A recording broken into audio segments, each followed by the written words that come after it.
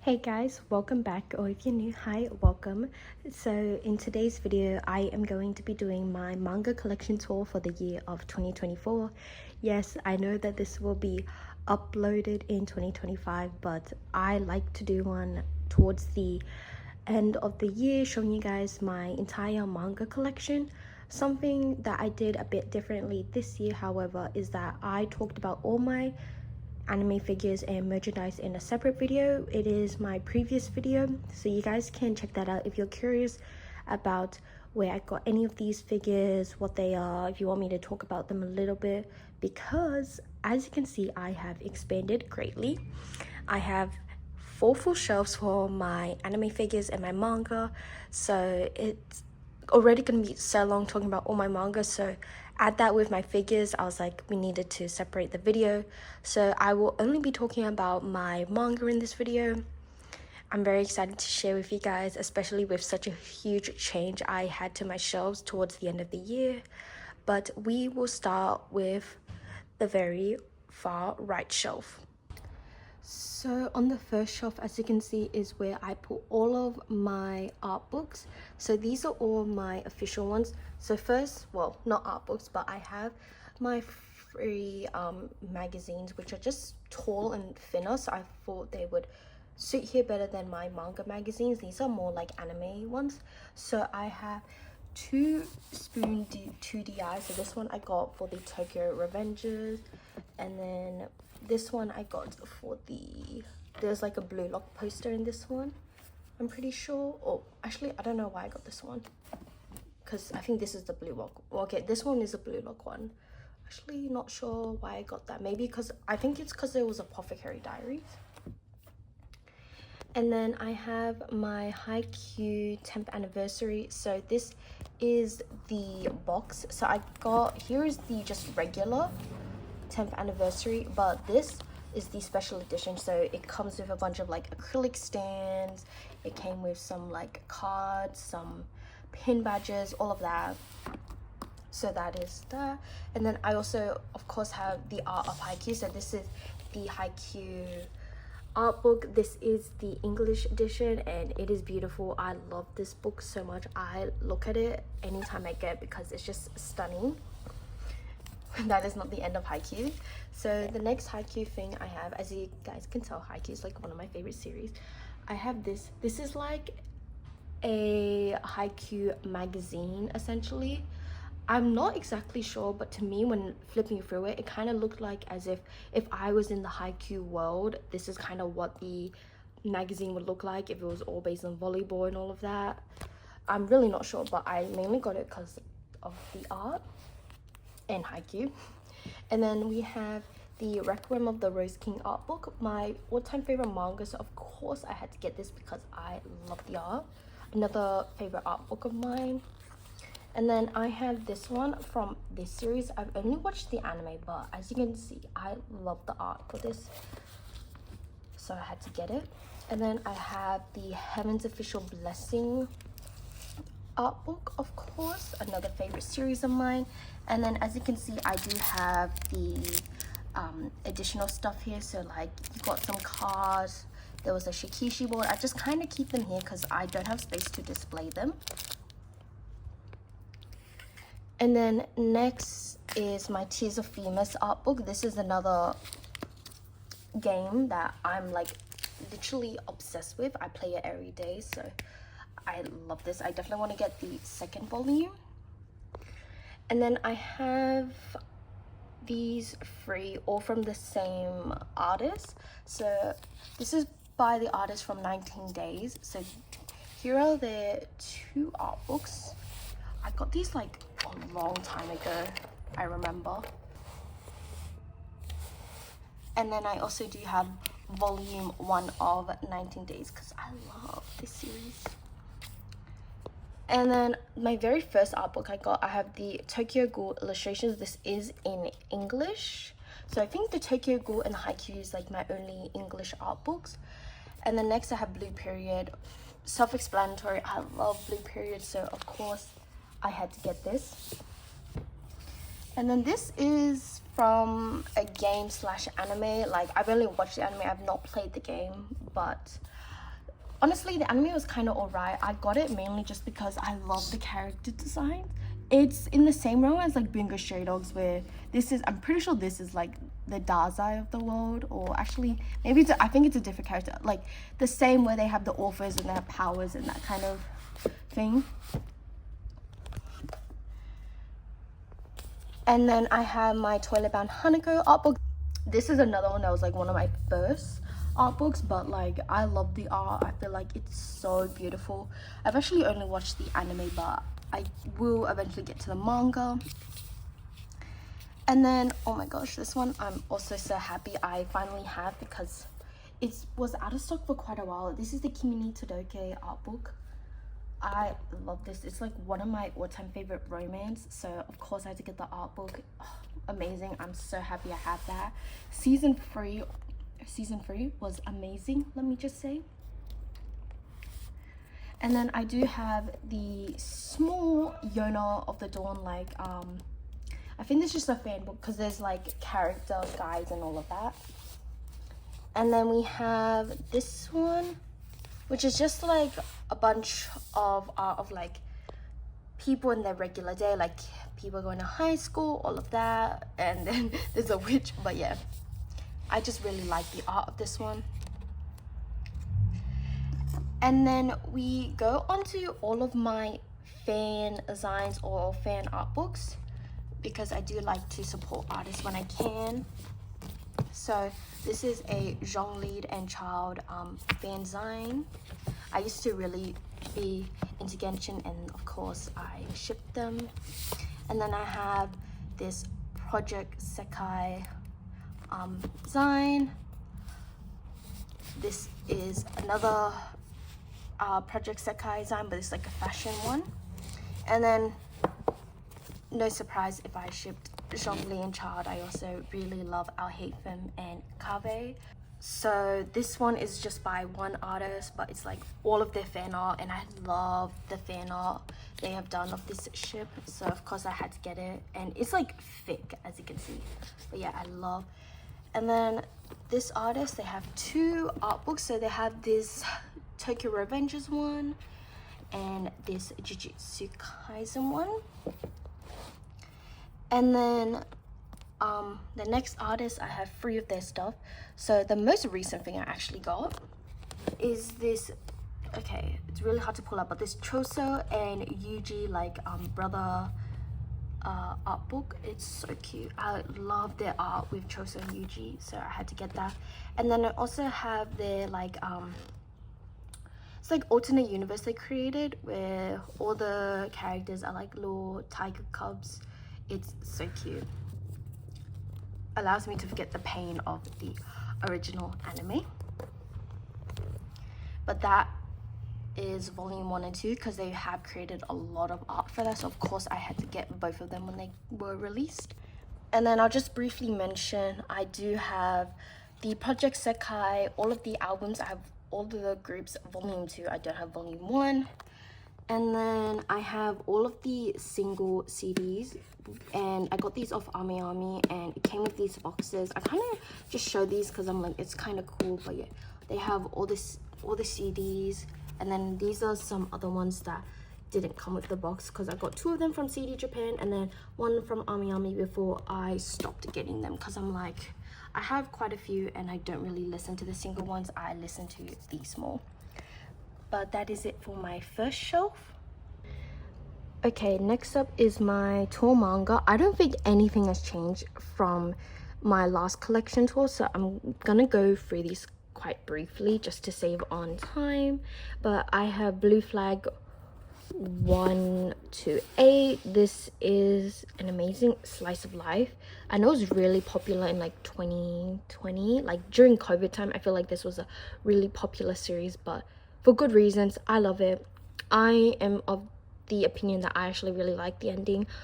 I just wish we got more, but knowing like the manga industry, like I don't know exactly for this series, but maybe it had to be cut short, like a lot of reasons. So yeah, I'm not gonna complain too much, but it's a beautiful series. It's one I still recommend everyone check out. It got a lot of praise for good reason, and it's beautiful. It's slice of life, coming of age, and it has a love square. Then we have Whisper Me, a love song. I have 1 to 4. I definitely need to get the newer volumes. I've been really slacking on this series. Despite me claiming this is like one of my favorite GLs in my opinion. I seem to notice that the GLs I really like, well, my 2 favorites at the current moment involve music, but I love this series. It's just super cute. It's super fluffy. It's definitely a instant love kind of trope, but it goes more into the fact of like different meanings of love. And overall, I just really love their dynamic. It's so cute. And honestly, I remember volume 4 ended off on like a cliffhanger or some drama, so I definitely need to continue picking this up. But I love this. I highly recommend it. Super underrated. Just amazing. And then I have Sachi's Monstrous Appetite. There's a reason why I only have 1 volume of this. I didn't really enjoy it. I found it kind of interesting. I don't know if I'm really willing to get the rest. I'm very hesitant to unhaul a lot of my manga because for this series I do want to unhaul, like this one. Like this is probably would be on my top list to unhaul. I got it like so long ago that it feels kind of nostalgic in the sense of like I'm pretty sure I got this as a birthday gift, so I really don't want to like give a birthday gift away. But I didn't really enjoy this. I saw someone praise for it, so I was really excited to read it, and when I read it I felt it was just kind of like it was nothing special. I can't even tell you what it's about because I genuinely forgot because I read it so long ago, but it was just alright. It's giving like it's that trope of like the older woman with the younger guy, but like I hate when they do that. They always seem to make the guy look like that is like a literal child. I don't know, even though I'm pretty sure he's only like 2 years younger or 3 years, so it's not even that big of an age gap. It's just like the age gap's not the issue. It's just I don't know why the guy's drawn like that, but yeah, it's alright. On another note, however, I love Blue Period. This is in my top 10 favorite manga. One of the best manga I've ever read. I wish I could go back in time and read the first volume for the first time because I've never cried so hard to a first volume, and I think that's because it really resonated with me. Blue Period like inspired me to like write a lot of things. Like I did a whole major work based on kind of like an idea explored in Blue Period of like the genius versus like the talented versus just the ordinary, and that's something that Blue Period does, and I just love it. It hit so hard, even for someone who like I do not do art. I like doing it as a hobby, but like it's nothing I want to pursue. It's not something I'm super passionate about, but like this hit close to home, and there's so many memorable manga panels. This is one I actually have quote unquote annotated, meaning I've tabbed the pages for like really memorable inspirational panels, and I've done it for each volume, as you can see, because this series is just beautiful. I feel like do not be deterred by the anime, because from what I watched of the anime, it was not good. I think the pacing for it is like too fast for what in comparison to the manga, so I highly recommend it. I feel like yes, it can be a bit info dumpy at times because it's still a manga about art, so of course they're going to talk about like, from memory they talked about like obviously the different unis for art, and then obviously they kind of explain what the color theory was, all of those, and get really into depth. But I think it's so beautiful, and you can tell the mangaka has researched for this because it is amazing. There's so many references to different artists. I think like I can't imagine, like I don't even enjoy art in the same way these characters do, but I can't imagine for someone like, if you are passionate about art, like I can't imagine the feelings you would feel considering how I feel, and I don't have a passion for art. So this is just a beautiful series. I am quite far behind. I am on volume 9 only, but I will get the rest eventually. I've been really slack with my manga collecting, I can't lie, but just a beautiful series. I highly recommend. I will forever praise this series. Next up, I have Tokyo Revengers. So these are the omnibus 1, 2, 3, 4. So I remember when these first came out, I was so excited, so I immediately got them. But I think now I won't say I don't enjoy Tokyo Revengers, because I've read the whole manga. I read it from beginning to end, so I already know what happens. So this whole series has just been a reread for me, reading them physically. But I loved this series when I first read it. It was amazing. I was very obsessed with it. I think now I've found series that I'm more invested in. So it's not that I don't like this series, it's just I'm not as obsessed with it as I used to be, but I still love this series. It's amazing. I know it gets a lot of slack for like that towards the end, and I can kind of see it does feel a bit rushed, but overall I still really enjoyed it, and I really think the journey like is a lot more important than the ending. Where although yes, an ending can like make it or break it, I feel like this is one of the instances where it's like the ending is not the greatest, but I don't think it's that bad to like ruin the rest of the manga. I really enjoyed it. I first started with the anime, so I would also recommend the anime if you're not willing to read the manga, because there is like 30 something volumes, and then there's like side stories and stuff. So I think the anime does a pretty good job of adapting it. I really enjoyed the anime, so I highly recommend it. This is one where it's like there's so many volumes now, and I have only this, but I'm not in a rush to get them just because I have read the whole thing, so I'm prioritizing other series. Next up is Yakuza Fiancé. I love this manga so much. This is another top 10 of mine. I originally read these through scans, but when I saw that these were getting printed, I was so excited. I love this series so much. This is so good. If you want like a badass female lead who doesn't take shit from the guy, but then you also have like the fake dating trope, and if you don't mind like a very morally gray male lead, I highly recommend it. This is not like for those people who like to characterize like the male leads as like green flags or red flags. He is not a green flag for people who are wanting that, but I think that makes it interesting. I can't lie. Like, yes, it's nice to have a green flag, but sometimes it's just fun to read about like a really morally gray male lead, but you see he's trying his best, and it's like Yakuza as well. Like, oh my gosh, it's everything I could have asked for in a manga. It is so good.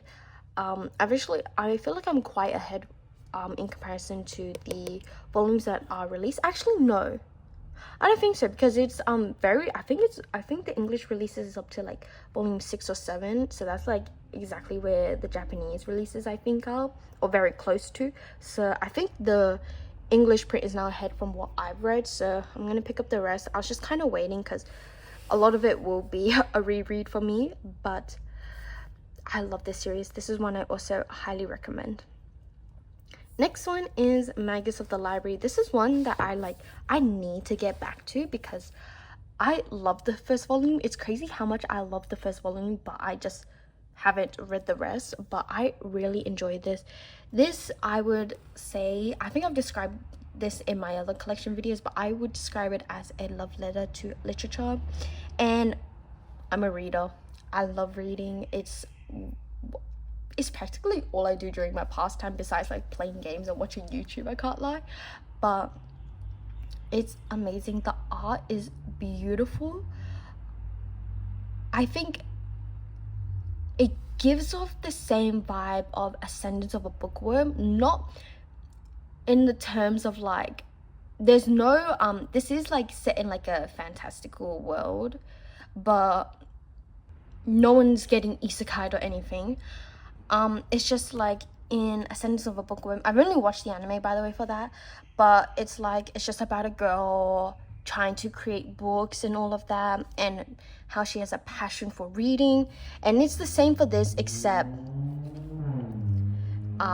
practically there's like these keepers, or like I'm pretty sure from memory there's like these keepers or people who look after the books, and this guy wants to be one of them. And I love it so much. I love stories that revolve around literature and books like this, so I highly recommend that if that's something you're interested in. If you like Ascendance of a Bookworm, I think you would enjoy this a lot.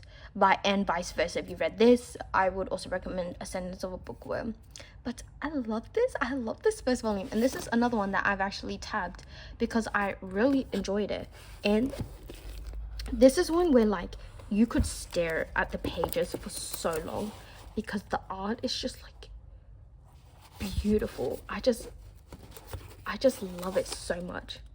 But yeah, I love it. I definitely need to get the rest. This is one I'm like, I can't believe I have not gotten any other volumes for. But I know the releases are quite slow, so that's why I'm just kind of taking my time with it. But honestly, I think in 2025 I need to make it a goal to get the rest, because it's low-key a crime I have not read the rest of these volumes.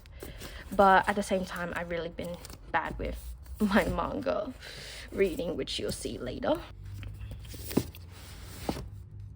Okay, next up I have A Man and His Cat.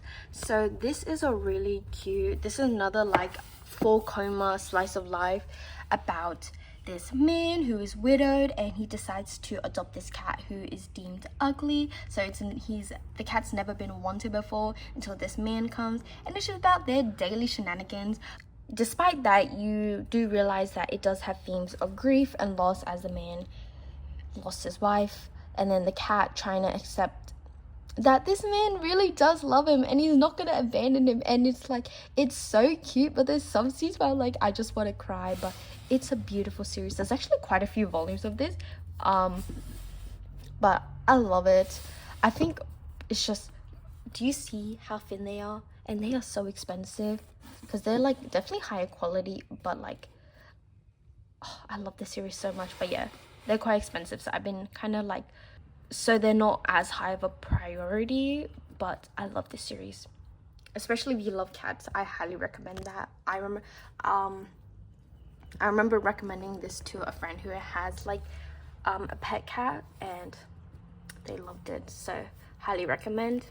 And then the final volume on this shelf is The Girl with the Sanpaku Eyes. This is another one I feel like was quite popular, or like I feel like it was more talked about when it was first released, but now it's kind of like I don't hear anyone talk about it. I don't know how many volumes are out, but I found this pretty cute. It's just about a girl with like sanpaku eyes, which are these kinds of eyes, and she's like in love with this guy, but she's too shy to say anything. And it's very like they look at each other and their faces turn red kind of romance. But as you can see, the art is really pretty and it's all in color, and it actually has like flaps, so it's like quite a high quality volume. But of course with that it's quite expensive. But I definitely want to get the rest of this. Is another, okay, I think we're gonna see a common theme where all of these series I want to read, but I just don't seem to get the next volumes of. But I really enjoyed it, and I think it's just like a really cute simple romance, high school romance. So that is the end of this shelf. Okay, next up is a brand new shelf, and this is my manhwa shelf. Not that much right now, but I do have some unread manhwas, and I don't have all the volumes of Who Made Me a Princess, so obviously this just gives room for me to expand. So right now, the only manhwa, the English manhwa I have is Who Made Me a Princess. These are the only ones I've read physically, but I love this series. I think for a lot of people, this was like one of their first manhwas. My first manhwa was actually Lady Baby, and I think that started I really love other daughter manhwas. And of course, I eventually got to this one, and I really enjoyed what I read.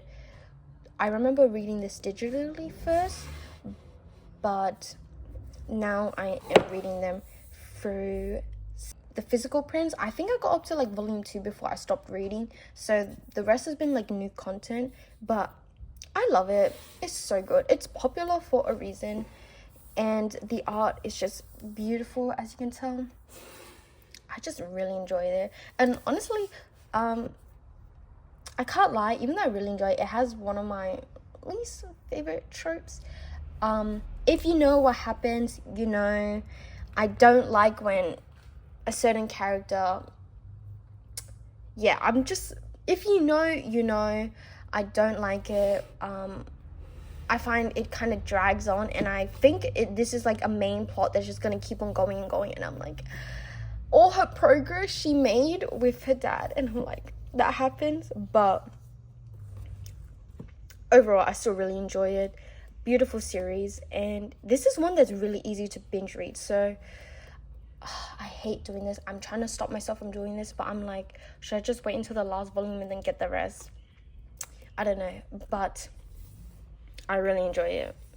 And if you're looking for a manhwa, I highly recommend this one. Very good. And then I do have the special edition of volume 7. So this is the volume 7 manhwa. It's so cool owning like the manhwas in their original language, but then it also comes with this box, which I just kind of put up front to like make it look like there's more. And then the next Korean manhwa I have is Remarried Empress. So I got this a long time ago. Like, I'm saying I got this before I could even fathom the idea that like manhwas were getting released in English.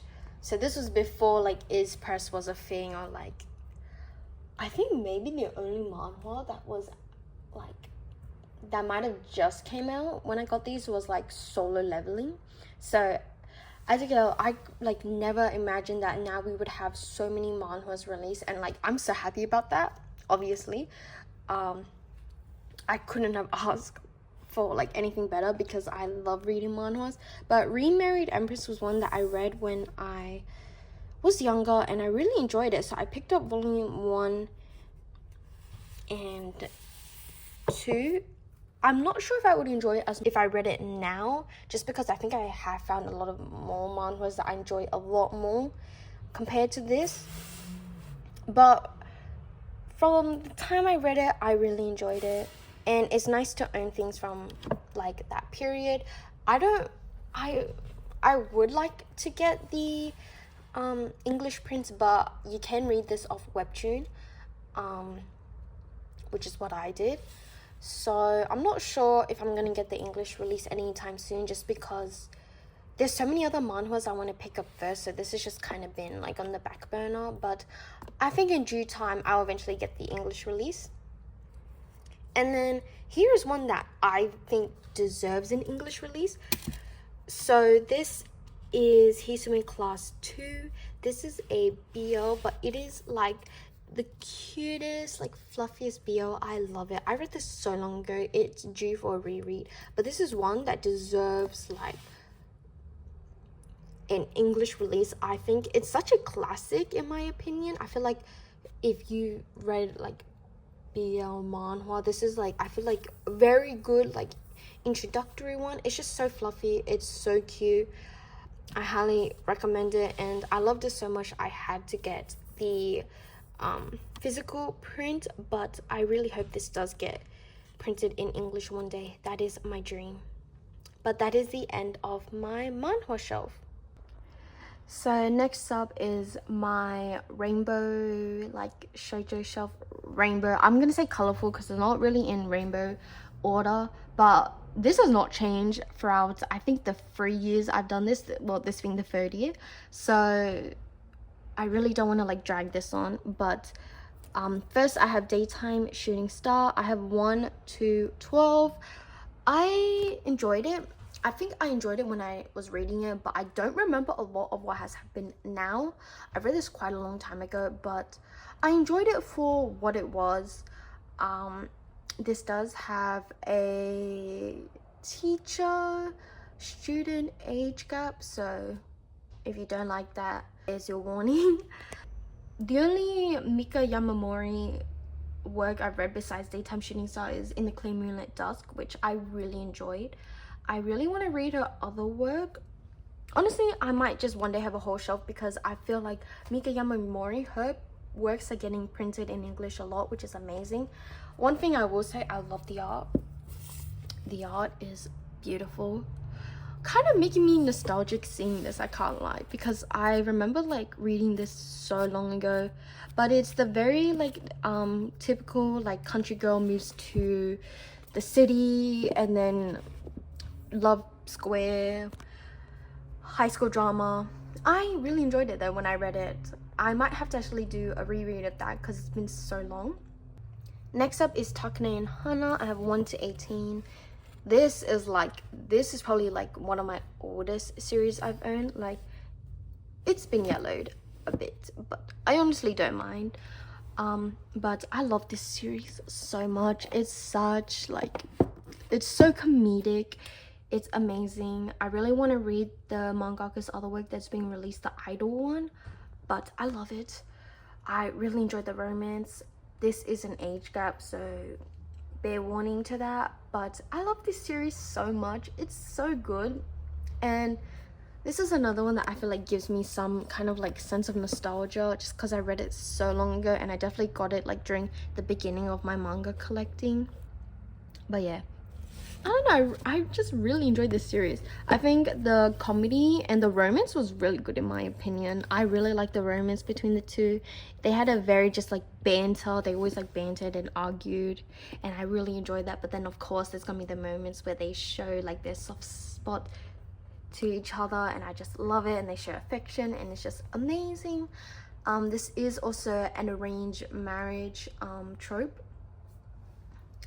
where practically this girl's older sister was meant to have an arranged marriage with him, but she asked if she could take her place, so she ends up taking her sister's place, and that's how they end up forming a connection. And I don't know, I just really enjoyed it, and I love the like little chibi designs that the mangaka does throughout. It's so cute. I would recommend this if you don't mind age gaps. Next up is Sacrificial Princess and the King of Beasts. This is one that I really enjoy, and I actually highly recommend.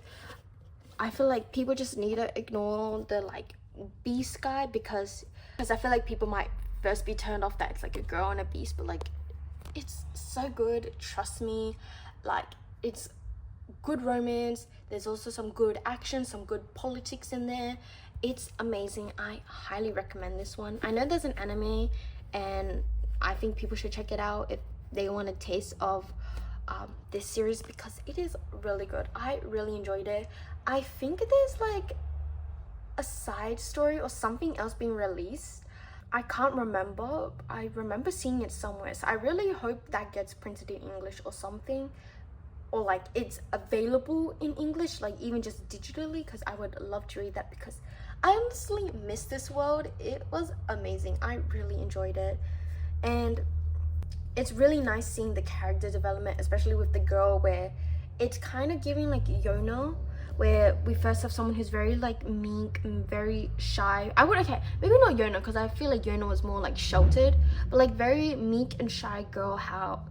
However, once she goes into the beast land, we see how the beast helps her to come out of her shell, how she learns to stand up for herself, and it's I feel like that's a character development everyone likes to see. But even though she can stand up for herself, that doesn't stop her from being kind and stuff, which I love. So I really love the main character. She's amazing. I also really like the romance. I don't care what people say. Like, yes, you might think it's a bit off-putting first because of the beast, but I will say, like, I don't know if it's a spoiler, but let's just say he's not always a beast, so take that as you will. But that is my colorful shoujo shelf. Okay, so my last shelf, which I also think this is one that has not changed, so we're going to go through these quite quickly. So the first series I have is Shortcake Cake. I know that this mangaka is more known for A Sign of Affection. Yeah. But I feel like this is the more like underrated work, but I really enjoyed it. I think people can say it feels kind of like everywhere, and I do kind of agree, but I really enjoyed it. I really like the art. I think it's really cute. But anyway, I don't know. I feel like it was kind of everywhere, but I like enjoyed it. It was kind of like it was just nice to read, honestly. I will say the romance progression is quite fast, and then towards the end you get more family drama and just other drama besides from the romance. But I think I really enjoyed that. I think if you're expecting like strong romance, then maybe this isn't the best, especially if you're coming from A Sign of Affection. I think this one has a very like different vibe, especially towards the end, but I really enjoyed it. And this series has like some of my favorite spines. Like, look at the strawberry, look at the colors, everything about this is like amazing. I love the spines, they look so nice on my shelf. And typical to the mangaka, the art is beautiful. So that's one I recommend if you enjoy A Sign of Affection, but I will just say don't expect like the greatest romance or like it to be very romance focused throughout the entire series. Next up we have Honey So Sweet. This is, I would like to say, an underrated shoujo in my opinion. This one is like, as you can also see, kind of yellow, so I got this quite a while ago, but I love this series. It's so cute. The trope is like we have the more like quiet, kind, shy girl and the delinquent, but it's like people perceive him to be a delinquent, but he's actually a huge softie, which is like one of my favorite tropes. I love, but I think it's just so cute. I think what puts people off is the synopsis, or like the beginning, where she does admit to having a crush to her uncle. However, I will say, for people who are scared because of that, it's just one of those things. It's more like when children say they want to like marry their parents, that kind of stuff, where they mistake like romantic love for like familial love.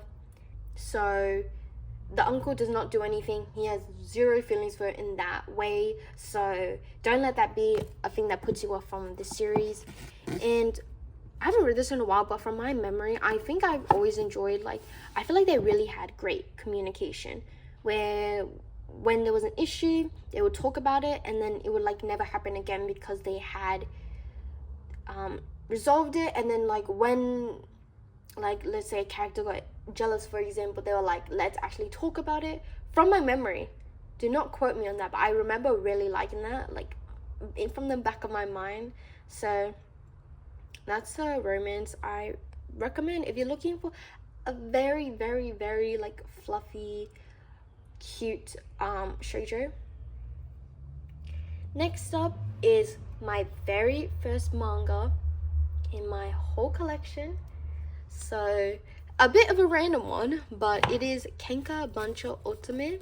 This is a short one. This is a manga based off a game, an otome game, and it's a girl going into dressing up as a guy and going to this delinquent high school. It's very like, you gotta suspend your disbelief, because this high school is just like, you question like, where are the police, where are your parents? It's giving Tokyo Revengers in the sense of like, you just question how they can just fight this much and why the school was allowing this, and you're like, do these kids get an education? But I actually really want to reread this, actually, because I remember I loved the anime. I have really fond memories of the anime because I remember rewatching it with my friend, and the dub is so funny, like ironically funny. So I would recommend just watching it in dub and having like a laugh, because some of the lines they say is just crazy. But I don't know, I really like this series. It is a reverse harem, of course, like ultimate game, obviously, but I don't know, I really enjoyed it. I really wish I could play the game. I would love to play the game. I have consumed the manga, I've consumed the anime. I'm waiting for an English translation of the game. If there is, and I just don't know, well, we know what I'm going to be doing with my free time. And then next up, I have Orange High School Host Club. So I do have the box sets for this series, and this is just a classic shoujo. I love it. It's very nostalgic for me, and I'm sure for a lot of people. And the manga does such a better job at telling the story. Well, it is the original source, obviously, but in comparison to the anime, the manga is just infinitely times better. Like, I feel like people are always saying, like, I would love a season 2 of the anime. I wouldn't complain about that, but like, even just getting a reboot, because I feel like, because the ending of the anime was like an original anime ending, because I'm pretty sure that the manga hadn't finished yet, so it would be really nice to see the manga properly adapted. But I would just recommend people to like read from where the anime stops, because you miss out on so much if you don't read the manga, in my opinion. It's so cute. I remember I even cried at a volume, because towards the end I think it gets quite angsty, but it's really good. I highly recommend it. It's super cute, and like, I think definitely there are some quite like tasteless jokes towards the beginning, but those all go away towards the end. And I just really enjoyed this series, and it's a series that has been constantly praised and remembered for years, and for good reason. So if you haven't read the manga but you've watched the anime, I highly recommend checking out the manga.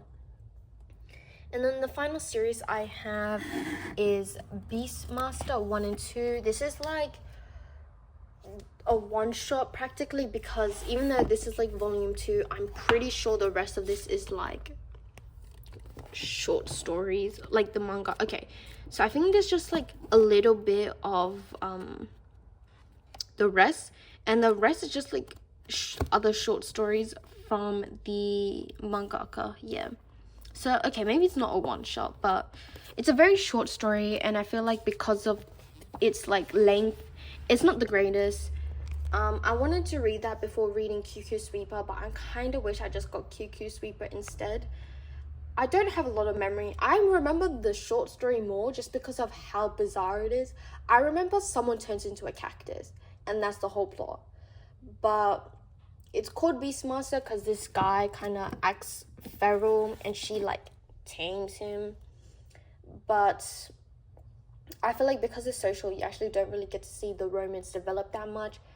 And like, I hate when they just have like the stories about them getting together and we don't actually see what happens when they're a couple, and that's very much like this. But it's alright. It's not one I would recommend. I kind of wish I just started QQ Sweeper and then Queen's Quality instead of picking this up, but yeah, it was alright. I like the art though. The art gives very like old shoujo like nostalgia. I feel like gives that nostalgic shoujo art. But yeah, so that is the end of my first shelf. Sorry I went through some of these quite quickly, but I have really talked in depth about a lot of these series in my old collection videos, so you guys can check them out if you want like real like in-depth talks about like my thoughts, because I feel like I'm really repeating myself with a lot of these series, so I didn't want to just yap and yap. But yeah, so we'll now move on to my second shelf. So the first shelf is my Haikyuu shelf, or Haikyuu. So I do have 1 to 40, is it 44? 45. I love Haikyuu. I think it was very obvious when you saw my art books how many things I own of Haikyuu. And even though I'm not talking about them, you can see how much merch I have, because I love this series so much. It is beautiful. I've never felt more attached to characters in my life. The way the mangaka can make these characters feel so real and the emotions feel so real. Like, there's a reason why the Haikyuu fandom was so popular during COVID time, I feel like, because these characters, like, yes, the volleyball matches are like amazing and you're like rooting for the characters, like even from the opposing teams. What I really like about this series is like the opposing teams, you get to know more about them. Like, you don't know who to root for because you want them all to win, because you get exposed to all their backstories, all their dreams, ambitions. So you want to just root for everyone. You want everyone to win. So it's just amazing that the mangaka can do that. And I just love it. I think people get put off with reading sport, like in manga, just because in animation, of course, you get like the music, the animation with it. But I think the Haikyuu manga is just as good. And especially with the movie out, I would say the manga is definitely better than the movie. I think like the first few seasons before the movie, like they do a pretty good job of adapting the manga. I would say if you've watched the movie, like I really love the movie, but the movie skipped out on a lot of things, which is like fair enough because they have to finish like the rest of Haikyuu in 2 movies. So I would recommend reading the manga from when the season 4 ends. Well, I mean, honestly, just read the whole manga. Like, I reread the whole series and it's so nice going back to some of the previous volleyball matches. And I can say I love the time skip. The time skip especially is the one I always reread. I love it. I love seeing Hinata, like all these characters' development, like they feel like your children. Like you see them grow from beginning to end and it's just amazing. It's so beautiful. This series is just another series that is like worth all the praise it has, all the hype it gets. It's so deserved. It's such an amazing series and I cannot praise and talk about this series enough. It is in my top 10. I should honestly do a top 10 manga video if anyone's interested, but this is 100% on my list. Probably in my top 5, I can't lie, because I just love this manga series so much. It has my whole heart and I'm very sad it is over, but you know what? It's okay. I just live through fanfics and rereading the manga. But yeah, I love this series. And it's definitely like one of my top sport manga and animes actually. But yeah, because not just like the volleyball matches are beautiful, but like the characters themselves, like you're rooting for every character. It's just amazing how much the manga can do to make you feel for these characters. But yeah. So we're now onto my next shonen shelf. Let me see some toppling there. But this has not changed as well, so I won't go through these too in depth, I'll say. But I have Kaiju number 8. This is, yes, I've only still read 1 volume of Kaiju number 8, even though I have like 2, 3, and 4. Oh yeah, if you don't know, I don't shelve my unread manga with my read manga, which is why I'm saying that. I do have like 2, 3, and 4, but I haven't read it yet. But from what I read of Kaiju number 8, I really enjoyed it. I think what I really liked is just like we have like an older main character. He's like 30, I'm pretty sure, from like your usual shonen protagonist, and you see someone who at first had given up on their dreams and how them now trying to achieve their dream at an older age compared to everyone else who is also pursuing the same thing, but they're like 15 years younger than him. So it's really nice just kind of seeing that in a shonen series. And I don't know, I really like the art as well. It's like really nice, like simplistic art, but it's like really nice. And so far I really like the characters that are introduced, but I definitely need to read the rest. Take a sip of water after every time I say that. Next up, I have Chainsaw Man. So I only have part 1. I have not gotten any of part 2, but Chainsaw Man took me by surprise because I remember in the beginning I did not enjoy Chainsaw Man. I felt it was very fast paced and it wasn't to my liking, but the more I read it, the more I loved it. I really enjoyed it. I've not watched the anime for this. I should, but I'm pretty sure the anime has adapted maybe like 1 to 4, because I know the movie is the Rize arc, which is like one of my favorites. I'm very excited for that. But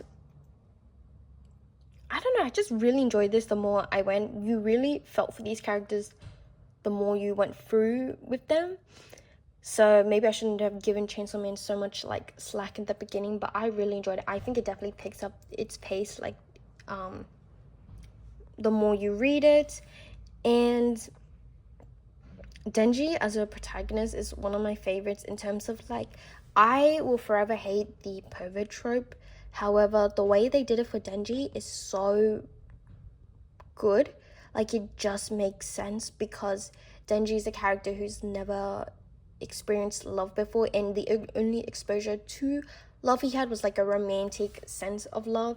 So of course he had more like dirty thoughts because of that. But then you see, as he gets to know other characters, that he realizes that there's other meanings of love, and just seeing that, and I just really enjoyed it. I definitely have to read part 2, but I think I'm gonna do a reread. I might actually watch the anime and then do a reread of the rest of the manga before I get to part 2, because it's been a while.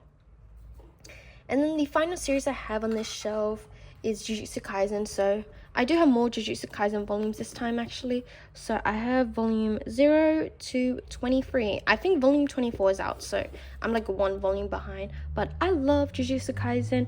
I know people are kind of like giving shit for like the culling arc. I'm enjoying it so far. I think it's quite interesting. I don't think it's as good as the Shibuya arc, but I don't think anything can really beat that. Like, the Shibuya arc was just so different. Like, it was just amazing. I've never been so invested in a manga as much as I was in the Shibuya arc, but I love this series.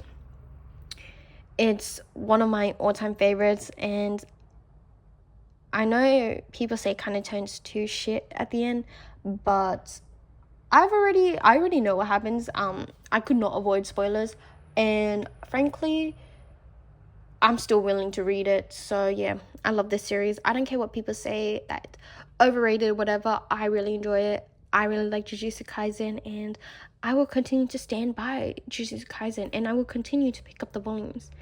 And then I also do have the like oh my gosh, my manga. I also did get the character like guidebook for Jujutsu Kaisen. I know this is in English, so I want to get it in English, but I got this in Japanese before there was like even a chance of it getting published in English, or like I didn't think it was gonna get published in English, but yeah. Oh shit. But yeah, I think the reason why I love Jujutsu Kaisen so much are the characters. I never felt so attached. Well, okay, I've said that, but like I think I've said that for 5 other series, but I think you'll notice the series I really love the ones that have characters that I love, and Jujutsu Kaisen is just one of them. I love the characters so much, and the dynamics between them. Like, I don't care what people say, but the Geto and Gojo dynamic, like, whether you ship them or not, you cannot deny that, like, it's such a beautiful dynamic they have, and I just love them so much. And I love Yuji as a protagonist so much. I love Choso. I love Nanami. But yeah, I love the designs of the characters. But I also love the characters so much, which is why I love this series. Like, I love the action and everything, but because it's with characters I truly care about, it just makes it so much more interesting. But yeah, so that is the end of this shelf. So we have my final shonen shelf, my full shonen shelf. So first up, I have Komi Can't Communicate. I have volume 1 to 17. So I have not gotten any volumes of Komi in a really long time. I feel like my interest in Komi has died down a lot, but I really enjoyed it. when I first read it.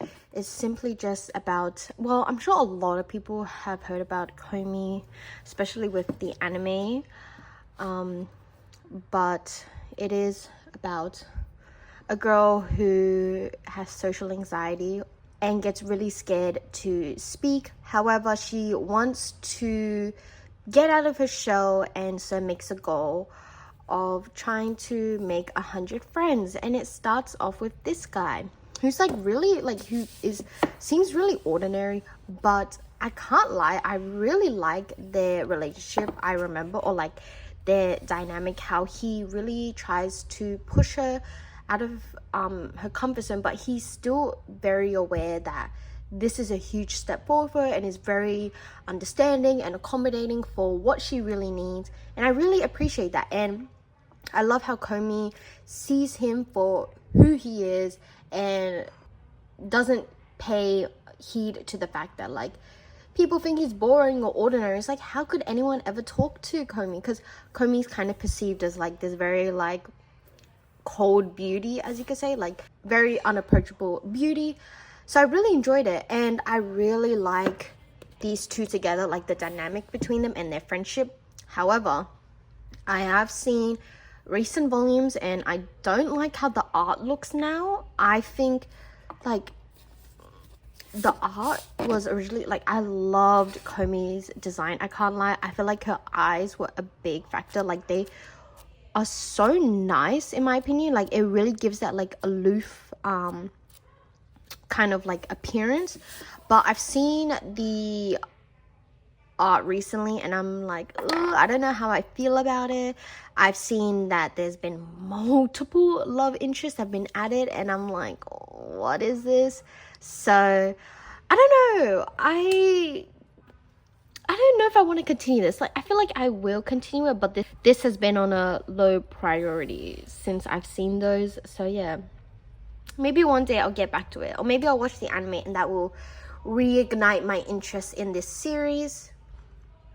And then the final series I have is The Promised Neverland. So I have 1 to 20.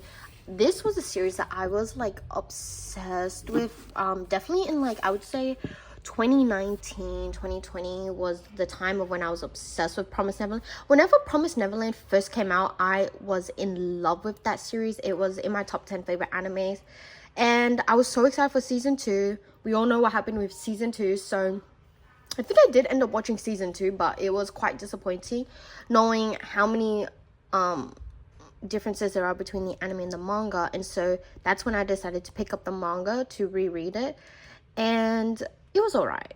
It was okay. It does that trope which I do not like at the very end, so I have mixed feelings about the ending. But I feel like nothing can beat like the very beginning arc. Like that very beginning arc was like amazing.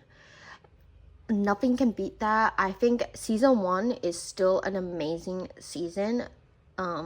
Isabel's Lullaby is one song I still play. It's so beautiful, and I'm so sad because I feel like this series had so much hype and had so much going for it, but then I definitely do think it fell a bit off towards the end. And because it has a trope I hate at the very end, I'm like after everything this has to be this, like it's such a bittersweet ending in my opinion. Like I wouldn't say it's sad, but for me personally it feels so bittersweet after everything. But I love Emma. She's still like a favorite protagonist of mine. I feel like I love the very optimistic, I just love it. I love Emma. She's very cute and I love her, and I love the trio. But yeah, I feel like this is a series that if it was way stronger towards the end, I think it would still remain one of my favorites, because I used to be obsessed with it, but unfortunately it's not. And I don't know how many people are interested in this series anymore, because I remember it had a lot of hype. And yeah, season 2 of the anime did not help, and then the manga just being kind of abrupt. Like yeah, like I think in some of the volumes definitely towards the end you can tell when it was like, I'm pretty sure I've heard people say that like some volumes you can tell was going to be like its final volume. So you can kind of tell when there's like the drop in writing, drop in quality, like drop in writing in storytelling. because it was going to be cut short. And I feel like, honestly, if this was properly like fleshed out, I think it would be amazing. So yeah, I still love this series, but it's one I look back on fondly because of my nostalgia. But I think if I was to read it now, I don't know how much I'll enjoy the later half, but I think the first half is still like amazing. Like, I don't know, it's just an amazing beginning. The way it hooks you in is like, especially episode 1 of the anime, is like when you go into it without knowing anything, I think that's when it really hits like its peak. So yeah, it's very sad, but you know, I still have this series. I still love it. I still have a figure for a reason. So yeah, but that is this shelf. Just 2 series, very different series together, but I didn't know where else to put them. So yeah.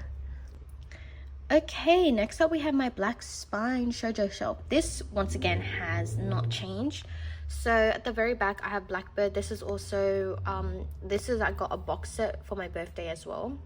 I didn't mention, but in Oran High School Host Club, the box set, I also got that for my birthday. So I got both the box sets for my birthday, of different birthdays though. But yeah, Blackbird is like, I think I wanted to read it because I feel like it's one of those shoujos that I feel like you just gotta read, even though it's not the best. Kind of in the same vein, I feel like it's Vampire Nights. Like, I feel like, yeah, it's not that good, but you just gotta like watch it or read it.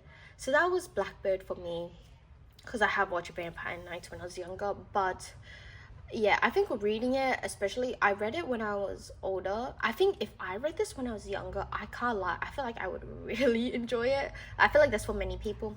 But then since I read it when I was older, I could obviously see a lot of the problematic elements towards it. Even so, I can't lie, I still enjoyed it. I would not claim it to be like an amazing, groundbreaking thing. It's not something I could like open-heartedly like recommend, like Blue Period or something, but I think it was an interesting read, definitely. It was one that I was just like, what, the whole time. And sometimes those are like the funnest reads where you're just constantly like, what? But yeah, I don't regret reading it. I still had a fun time, and it was like, I feel like it's a nice bingeable series. It's definitely one I'm like, you gotta binge read it, because you're just like, you're gonna be like, what the hell is going on? But yeah, I don't know, I'm glad I read it, definitely. I feel like it's just one of those where you gotta read it, but very interesting. And it does come with like its special like art book right there. That guy, the protagonist is interesting. The male lead is interesting. Yeah, overall a very interesting read. Let's just say. And then at the front, if you're wondering how I'm doing the 2 tiers, I'm just using Funko boxes, which are actually quite sturdy. They have held up my manga for years. But if you've even just been a fan of my channel, or you just watched some of my other videos, my manga related videos, you would have definitely heard me rave about this series multiple times. I feel like I talk about it less just because there's no new releases. I'm waiting for when Viz released the side story, even though it's a character I don't care about. It's about her story, I'm pretty sure. I would take any Recommend the Rose King content, but reading this is like something that's like, I think 100% binge read it. All the volumes are out, go read it, definitely. I think this is so worth the binge read. It's so easy to just go through it. It's amazing. So it's based off these 2 Shakespeare works, but instead of Richard being, I think in the original it's like his appearance, it's the fact that he is intersex now. And I think that's very interesting, as we see how Richard attempts to claim the throne and try to hide the fact that he is intersex. And I think I just love the characters in this once again. It's so interesting to read. I would say there's a lot more romance than what you think based on just the plot I told you, but of course there's a lot of politics. It's based on the War of Roses, of course, but there's a lot of romance in here, I feel like. But honestly, I love that. I honestly really enjoyed the romance a lot alongside the politics.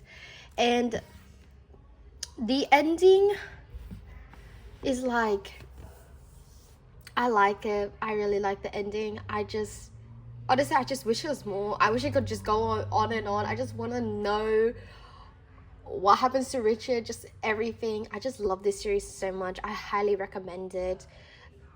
Give it a read. It's a series that does not get talked about a lot because it just flies under people's radars, but it's one that I highly recommend. This is a shoujo, but for some reason Viz didn't put it under the Shoujo B title, which doesn't make sense in my opinion. But anyway, I digress. I'm not gonna go on a whole rant about how that's kind of, weird, considering the fact just because it may not be like a typical, like what people would perceive as shoujo. I don't get why it shouldn't be put under the Shoujo B, but maybe that's just a me thing. I don't know. But yeah, I love this series so much. I will say, if the story doesn't interest you, the art has to, because the art is just beautiful in this. I love it so much. It's amazing. I love this series. I could go on and praise about how much I adore this series so much. And I love this series so much that I do have, because originally the art book was so hard to get, so I got this one that released. This is I think it's like a mini art book, but also like a character guide, because this is something I highly doubt will ever be printed in English.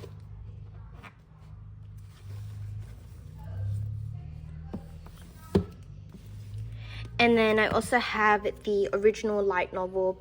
I purely got this because of the art. But yeah, they make me so sad, all of them. I can't lie. This series is like, it's quite angsty, I will say. So yeah.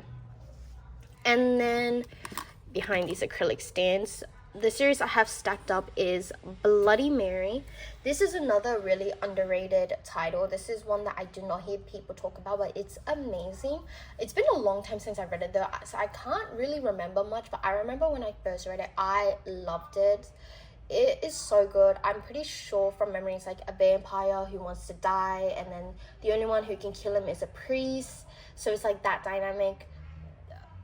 Hinted like romance between the two, but nothing's explicit.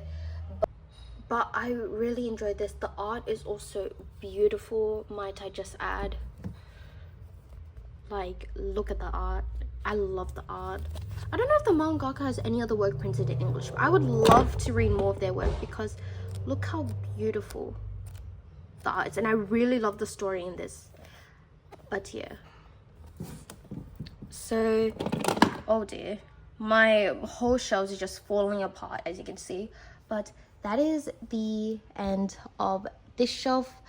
Not a lot, and a lot of these series I have talked about once again, so I'm not going to repeat the same thing, but I do have my other collection videos. But we will now move on to my third shelf. Okay, so at the very top of my third shelf, as you can see, is all one series. It is Heaven's Official Blessing. This is my all-time favorite Danmei. It's really the one that started it all. I watched the Donghua, and from there I went to the Danmei, and then it just kind of spiraled. But I love Heaven's Official Blessing. I don't care what people say. This series is amazing. I could reread it over and over again in so many different forms, and as you can see, I have quite a few. So first I have the special edition. These are the new hardcover special editions that 7C has released, and I'm obsessed with them. When I saw it in store, I immediately had to pick it up.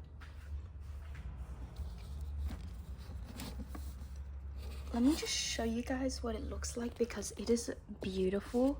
So it is hardcover, and then Look at the sprayed edges. And then it's just, I'm so happy to own this, and I feel like I'm such a collector in this sense. Like for series I really love, yes, I will cave and buy these special editions. So I'm so happy to own this. And yes, it's definitely more pricey, but honestly for the price I paid isn't bad, considering it is 2 volumes in one, I'm pretty sure. So if I really think about it, I'm paying the same price as if I were to buy 2 volumes of just the regular novel. So it's honestly not a bad price.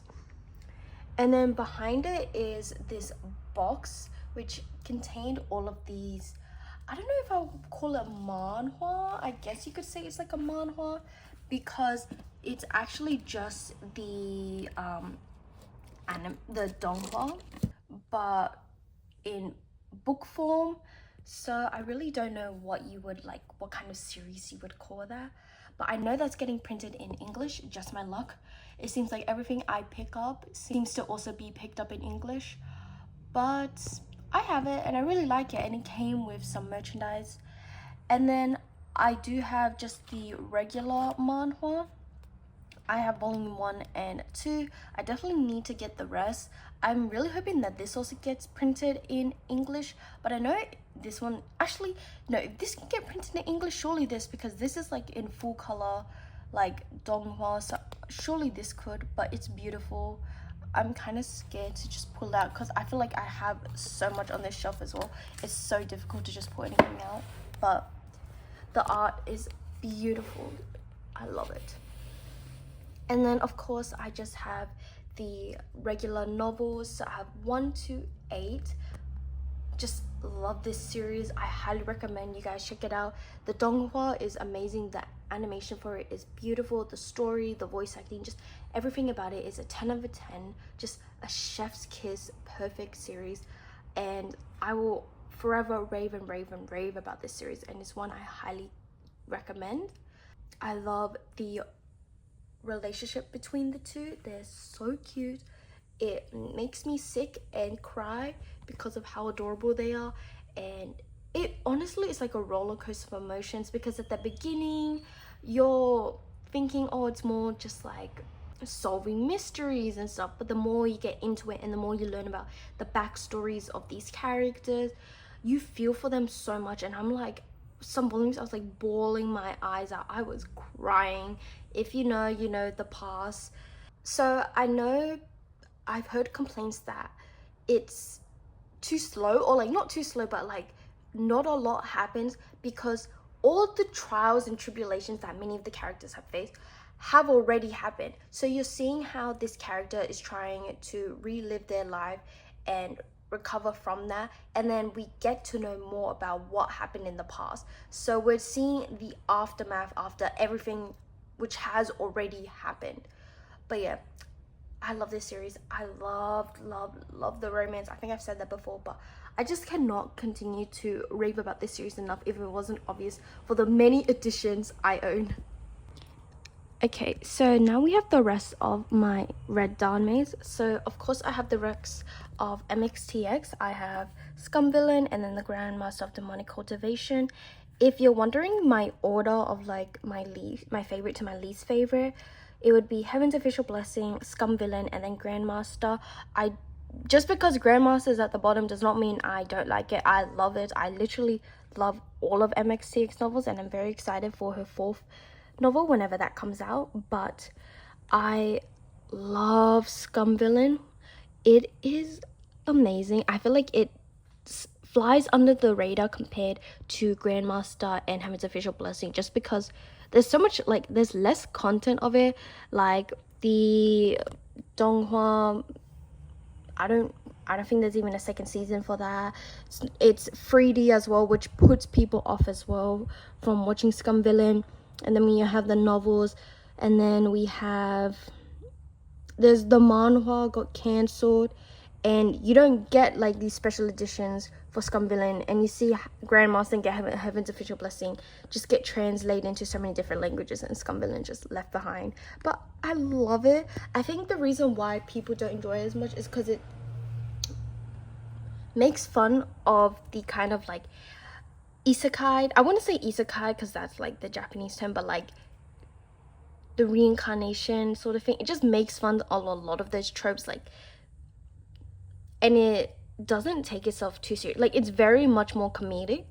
However, even though I think it's like, even though it's deemed as comedic, I feel like there's a lot of still like hard-hitting scenes. There's a lot of like, oh shit, like, it's only because you're in the perspective of the main character that it seems comedic. But like, if you really think about the situation objectively, you're like, this doesn't look that funny to me, this looks pretty serious. But yeah, I really enjoyed it. I really like the romance between the two. I think it's so funny and cute, and I just loved it so much. But I've always been the type to really love this like isekai reincarnation, especially in manhwas. So having that kind of premise where I feel like it is quite similar in the sense of like, you have like the villainess or like the villain, and then someone from the modern world comes into the novel or the game or whatever it is, and then they switch character and suddenly it's like a different person. So obviously it doesn't go according to what the original novel or thing was. And if you enjoy that kind of plot, Scum Villain is definitely going to be right up your alley. It is so good. I reread this so much, especially the extra stories. There's this one I reread about the original male lead and the now male lead like meeting, and then the conflict of that. I reread that one so much. I don't know why, something about it just hits so different. But this series is just amazing. I just wish it was easy to get merch, because I would love to get more merch of that series. And then next I have the Grandmaster of Demonic Cultivation. This one I feel like a lot of people love. I feel like there's so many adaptations for it. There's also the live action I forgot to mention for Grandmaster, but this is another one that I just really enjoyed, despite it being like my least favorite, but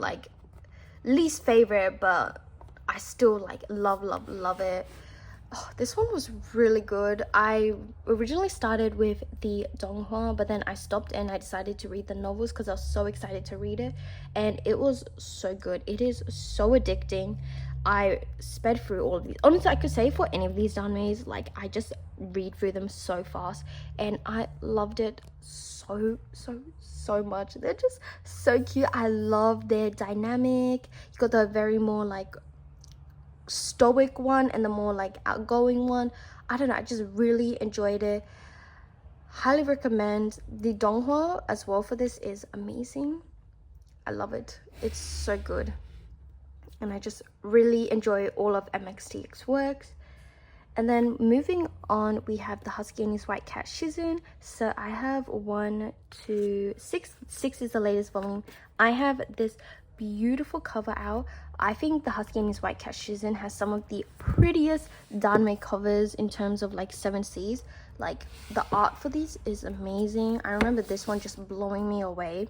But this is the first Danmei I read out of MXTX, which is like a big jump, I will say, because there is quite a few trigger warnings for this, and this one's definitely more angsty, and you definitely have more morally gray characters, especially the male lead. But I don't care what people say about this series. I love it so much. I love it to death. I have cried like numerous times throughout, and I'm so scared to see what happens, because everyone warns you about this series, and I'm like, they're so right, but it's so rewarding. Like, if you really want something that will bring you to tears and make you feel emotions, this is the one. But I will say, make sure to check the trigger warnings, because there's quite a few. The way it's written is beautiful. Just seeing these characters, because it is about someone who dies and then comes back and goes back in time essentially, and gets to repeat a period of their time. And in their first life, they did a lot of bad things, I'll say. I'm trying not to spoil as much as I can, because I feel like I didn't know too much going into this, and I feel like I really enjoyed reading it like that. Except, of course, I knew like the trigger warnings and stuff, which I still highly recommend you guys you should like check out. But because of that, you see how guilt is written is so well done. There's so many amazing quotes in this one. It's beautiful. I don't know how you say his name, but I love him so much. He is everything. I would do anything to protect him. Oh my gosh. But yeah, I love this series so much. Can we just say though, this is very off topic, but like, look how thick volume 1 and 2 were, and look at the length in the later volumes. I'm pretty sure Husky and His White Cat, there's gonna be like 11 volumes, which is insane. I cannot lie. Does this seem like a way to get more money? Maybe. Am I still gonna buy all of them? Yes. So yeah, but I love this series, highly recommend. And then the final Danmei on this shelf is The Disabled Tyrant and His Beloved Pet Fish. This is one I'm so obsessed with. This is so different, like so different vibes, but currently I'm reading The Husky and His White Cat and The Disabled Tyrant, so very different vibes. This is definitely a pick-me-up. This one is, you cannot take it too seriously, because if you do, you will not enjoy this, because it's practically about this guy who reincarnates into this game or novel, I forgot, where there's the tyrant who cannot speak, which is why he's referred to as like the disabled tyrant, but he reincarnates as a fish. So he has the system who's telling him he has to get closer to the tyrant and stop him from becoming a tyrant, essentially, by being his pet fish. So yes, as you could tell from the plot, you just cannot take this seriously, or you're just not gonna have a fun time. But this is amazing. I don't care, like, anyone who dissed on this series, I do not care. This is peak. It is so good. Like, oh my gosh, I just love it so much. I just finished volume 3 yesterday. I read this in like 2 sittings. It was that good.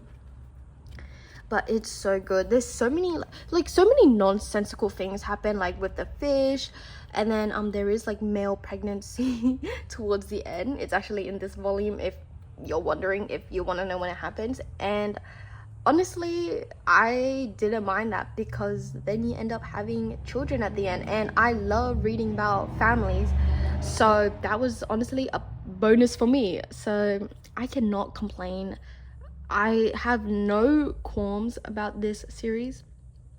I feel like if you just don't think about it too deeply, I think you would really enjoy it. I feel like, okay, maybe not in the same vein. I was about to say, if you enjoy Scum Villain, but I feel like they have the very same tone, where I feel like it's definitely, well, lighthearted. And I will say for this, the stakes are not high.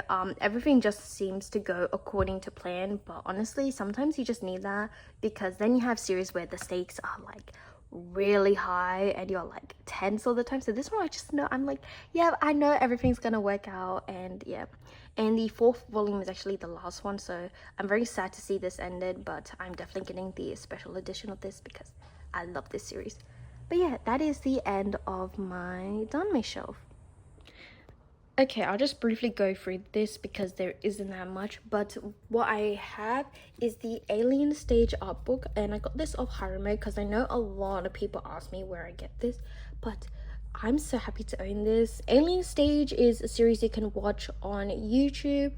Honestly, I think it's better to go in blind, because I went in blind, and I feel like that's when you really get to enjoy it. And then reading about like everyone's explanations, everyone's theories is really fun. So I just recommend, just go watch it blind.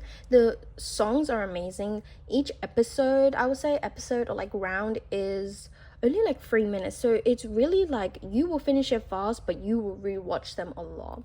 But yeah, I love this series so much, so of course I had to get the art book, and it is like big and it contains every round, and I'm just so happy to own this. And then it did come with this drawing book, which had a lot of sketches. A lot of the sketches are from round 6, if you know. And then I do have the Alien Stage CD. A CD I proudly own, and I'm so happy that this is on CD. I really hope the rest of the songs get put on CD, and like the anniversary songs as well, like the covers, the characters do of each other's songs. I really hope that gets also put on CD. But yeah, that's just the book related stuff I have on this shelf. So next up is the beginning of my LGBT shelf. So the first series I have, which is, I will say, probably my favorite of all time, is Classmates. I love Asumiko Nakamura's art. I love her as a mangaka in general, but this series is beautiful. It is, I think, a very simple concept. We have the more like popular, more very extroverted, and then you have the stoic, studious character, and just seeing the two get closer to each other is beautiful. I love their romance so much. I will say, like, the thing that puts people off is the fact that the teacher is in love with one of the students, but the student does not reciprocate. But it is very creepy on the teacher's end. But that is why I'm missing volume 4, which is the story of the teacher who ends up getting with another student. And it's like, I just don't like the teacher character at all, because as you guys have seen from some of my manga, I do read like age gaps and stuff, and one of them, well, the entire Chinese stuff, you know what happens, but it does have like a teacher being interested in a student, and it's like, I could look past that, but I just don't like his character at all, so I could not read it. I have tried numerous times to read it and I just couldn't, so I just didn't even bother picking it up. But I'm so excited. I really am excited for when the next installment, I forgot what it's called, it's like when they're living together. But yeah, this is really nice because you get to see them progress from high school to college, to maybe you can tell what happens. But yeah, I'm so excited. I don't know when that's coming out, but I just love their work so much, and I love this series to death. If you're scared or like skeptical to read the manga, there is a movie which I have watched on repeat. I think it's beautiful. The animation for it, just everything about the movie is amazing, and I highly recommend it. Next up, we have our dining table. This is a one-shot. This is about a guy who makes food for these two brothers. So we have that like kind of like family aspect. I really love reading stories about like where there's like a child in it, and then we have like, maybe they're not actual parents to the child, but how they act like parents, or even if they are parents, just anything with that I really enjoy. And this is just adorable. This was very cute, very sweet. It's a really nice one shot. I highly recommend this one as well. This one also has a lot about food, so if you enjoy like food manga, this is one I also highly recommend.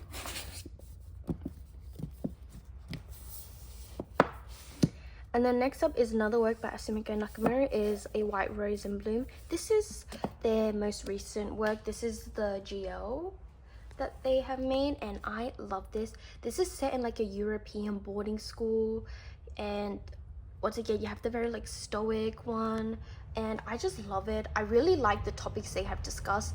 It's, I think, a lot deeper in the sense where they mention things about like, I think it was like refugees and stuff, and I was like very shocked to read about that because I was not expecting it, but I was really interested. It's such a good GL. I need to pick up volume 3, but I will say the releases for this is so slow. Like, this comes out like maybe once a year, but like I think in Japan the latest volume might be volume 3 or volume 4 if it just came out. So yeah, the releases for this is slow, so I haven't read this in quite a while. So yeah, but I really enjoyed this. Next up, I have I Think I Turned My Childhood Friend Into a Girl. This sounds like such a weird plot, but trust me, it's so good. It's just about a guy who has a passion for makeup, but he's really scared to tell people about it. The only one he can turn to is his childhood friend. So the childhood friend lets him practice makeup on him, and that ends up him really enjoying how he looks as more feminine presenting, and so he ends up just being that way. So that's why it's like a girl. But yeah, it's just a guy who likes to dress more feminine. but I love this so much. It's adorable. This is a childhood friends to lovers, I'm pretty sure. I think just because the romance is so slow. It is so slow burn, but it's so good. I definitely need to get the rest because I think there's quite a few volumes, but I actually originally read this through scans, and the minute I saw this was printed in English, I had to get it. So I highly recommend everyone to check it out.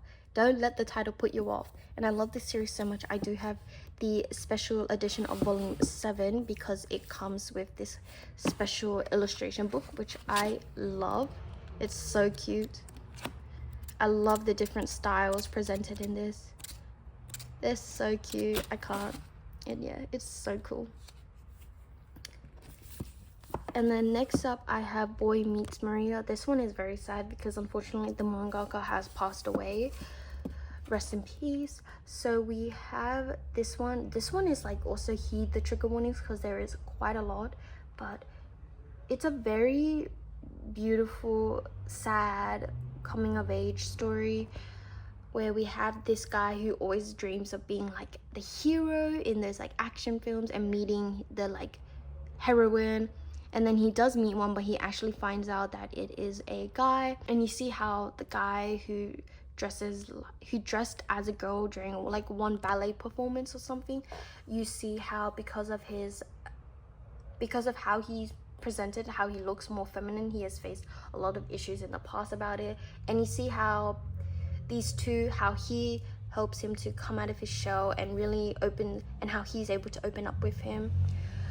Unfortunately, this has kind of like not an abrupt ending, but it's not very like, you really explore when they like get together, but not more when they're a couple, but obviously because of unfortunate circumstances. But this series overall is still beautiful. I would recommend it, but obviously I would say there's trigger warnings for a reason, and it was very hard to read at specific panels, let's just say. Then we have The Two Lions. This is one I have like no memory of really. I found it okay. I think one-shots are like, it really depends, but I find many of the one-shots to be alright or like whatever, just because I always think like, I love when stories expand more. I love when we see the couple, like I really love when we see them when they're in a relationship, not just how they get together. But this is one where it's like we have the like perceived delinquent character, but then that's just misunderstandings or rumors, and one who helps them open up. Don't remember much. I actually have to reread this, but I found it okay. Here is one that I really enjoyed. I Hear the Sunspot. This one is beautiful. I feel like if you want something similar to A Silent Voice, I would say I would recommend this. We do have a character who is, I don't know, I think they're partially deaf, but yeah, it's the introvert extrovert trope, but it's beautiful. I feel like the way it discusses a lot of these topics is very eye-opening, and I'm really enjoying 4 seasons especially. I love this like installment part. I find it very hard-hitting. I've cried actually, but it's beautiful. I love how you can see the romance progress, and I really like how you're seeing them as like first becoming a couple, then becoming more established, and you're seeing them progress through college, them trying to find jobs. You see how the guy who is deaf, how he kind of struggles in the sense, and like what it means to be deaf in a world that isn't always accommodating, and how there needs to be change. And it's just, I think, a really eye-opening series, an amazing romance. Highly recommend this one. I really enjoyed it, and I'm so glad I took the like risk, and I think I bought like I Hear the Sunspot all the way to the first volume of 4 seasons, and I really enjoyed like binge reading this. But now I have to wait because the releases I think are quite slow now. But yeah. Next up, I have 7 Days. This is actually my first Sublime manga I ever picked up. I read this so long ago. It's okay, it's like somewhat yellowed, but I don't remember much. It's the premise of like this guy, if you ask him out on Monday, he will say yes, but he will break up with you within a week, hence 7 days. But then this guy gets asked on a date to ask him out, and that's generally what I remember. I can't remember much from this, so I can't really say much. I think when I read it, I found it okay. It was alright. It wasn't like too bad, but it was like nothing special. Then we have Old Fashioned Cupcake. This is one I really enjoyed. It's about older men, co-workers, and you see how they try to kind of get back some of their youth. And so it's a story really about reminiscing, nostalgia, and how they form a closer connection because of that. And I really enjoyed this. I really want to get the second volume in this, or like the next part, which is like Old Fashioned Cupcake with cappuccino or something. But I really enjoyed this. I loved it. If you want something with like older characters, I would recommend this. I think there is an age gap between the two, but it's like they're both legal, so I don't think it's that big of an issue for people who are kind of put off by age gaps. Then we have Delinquent Daddy and Tender Teacher. So I wanted to, this one, I didn't realize how many volumes there were of this, but I'm not complaining. I love it. We have a single father, his child, and then the child's preschool teacher, and I really enjoyed it. And they were friends. They used to be friends, or they used to know each other in high school, I'm pretty sure. But I really enjoy it. I love, of course, the like family dynamic. I love reading about the child. It's so cute in my opinion. But yeah, I definitely need to get the rest, but this is just like a good fun time. Then I have Golden Sparkle. This one is interesting, but I really like this mangaka's other works. I forgot which ones they've done, like the Cupid one, if you guys know. I don't know the full title, like Cupid Strike Lightning, don't remember the name.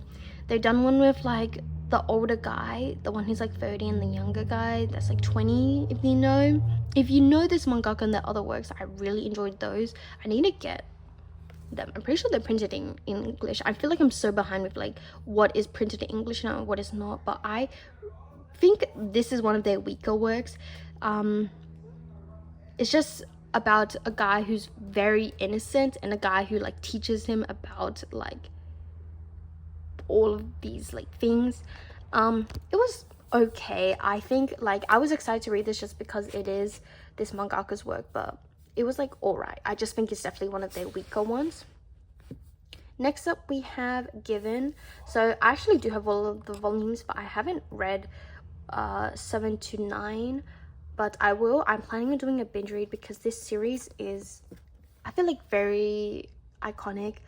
I feel like for people who don't even like watch BL, this is one they may have tried, because I have a friend who does not like, he doesn't read BL or anything, but this one he actually has watched, and the music in this is amazing. I feel like this one is one you have to watch the anime first because the songs in it is amazing. I'm pretty sure by now they've adapted everything. I know there's a movie that just recently came out, so I think everything or most of it should have been adapted by now. So I highly recommend checking out the anime, the movies, and all of that. I really enjoyed like the beginning. I think when it gets to the side couple, I did not enjoy it. I find it very hard for me to actually enjoy side couples. I find to really like the main couple and just stick with that, and then when it gets to side couple, I'm like, there's only like a few rare instances I can think where I've enjoyed the side couple just as much or even more than the main couple. But Given, it's about music. It also deals with grief, and how to deal with grief. I highly recommend it, but I recommend trying out the anime first and then reading the manga, because just watching the anime, especially the first season, and hearing the songs for the first time, it's just like, it's such a different experience. And then the final series I have on here is Black or White. So I have 1 to 8. This is about the entertainment industry, which is something I really like reading about in my manga. It's about an established couple who is trying to hide the fact that they're dating whilst they're becoming actors, and I really enjoy this. I will say this guy, he is quite possessive. He's not the greatest partner, I will say, but I love him so much. But yeah, I really enjoyed this. I need more volumes to come out because I feel like, yeah, he's not the greatest guy, and some scenes are very like, I kind of had to just like ignore and look past, because I really enjoy just reading about the entertainment industry and seeing how they try to like deal with the fact that they're in a relationship, but they're also wanting to become actors. And I don't know, I just really like it, ignoring like some of the not controversial, but some of the very iffy scenes in it, and I'm like, what the heck, it's like very not needed in my opinion, because some of them are like extra stories, and I'm like, why did this have to be a whole extra story when it's like very just no. But I think like seeing the entertainment parts is definitely interesting, and I would definitely love to read more series. I feel like I have, but I don't have a lot like in print of the entertainment industry. Okay, we're still continuing on with my LGBT show. So I have the Pet Detective Agency. This one is like really high quality. It has like a dust jacket and stuff, and the pages are super high quality. But this series from memory was like okay. I really can't remember much, which kind of shows that I just found it all right. And then we have Mobsters in Love. This is one I really enjoy. This is like has a lot of my favorite tropes. It has like the yakuza, but then we also have a guy who appears very stoic and stuff, but he actually like it's like he's very stoic, as you can see, but then where's a panel? But he's the type to like blush and get all excited when the guy he likes gets close to him or something. And I don't know, I really enjoyed this. It just had all my favorite tropes and everything, and I think volume 3 is the last volume, or maybe I don't know, but I really like this, and this is actually a recent pickup, but I'm so glad I decided to pick it up because it was amazing. I really enjoy it. If you like anything with the yakuza and stuff, I would recommend. However, I will say this guy is older, but like he knew him when he was like he picked him up and made him join the yakuza. He asked him to join the yakuza when he was like way younger, so people might find it weird now, but like they're legal. But yeah, you know, but yeah, I really enjoyed this series. Then I have Mr. Minima. This is one I picked up because for a long time it was like out of print, and this is actually by the same person who did Kiss Him Not Me. This is an age gap. The guy is in high school. I think the guy's in his early 20s or something. I think this is another one I just need to reread because I don't remember much. I found it okay. I really like the cat. I just think, once again, since it was a one-shot, I just wish I could have more of them and see them more in their relationship rather than just getting together. But it was pretty cute from memory. It's about this guy who doesn't go to school or something, or it's like a shut-in, yeah. And then he gets forced to work at like a convenience store, and then he meets a worker, so it is like a co-worker romance. But yeah, it was okay, not too bad. I really like the cat in it.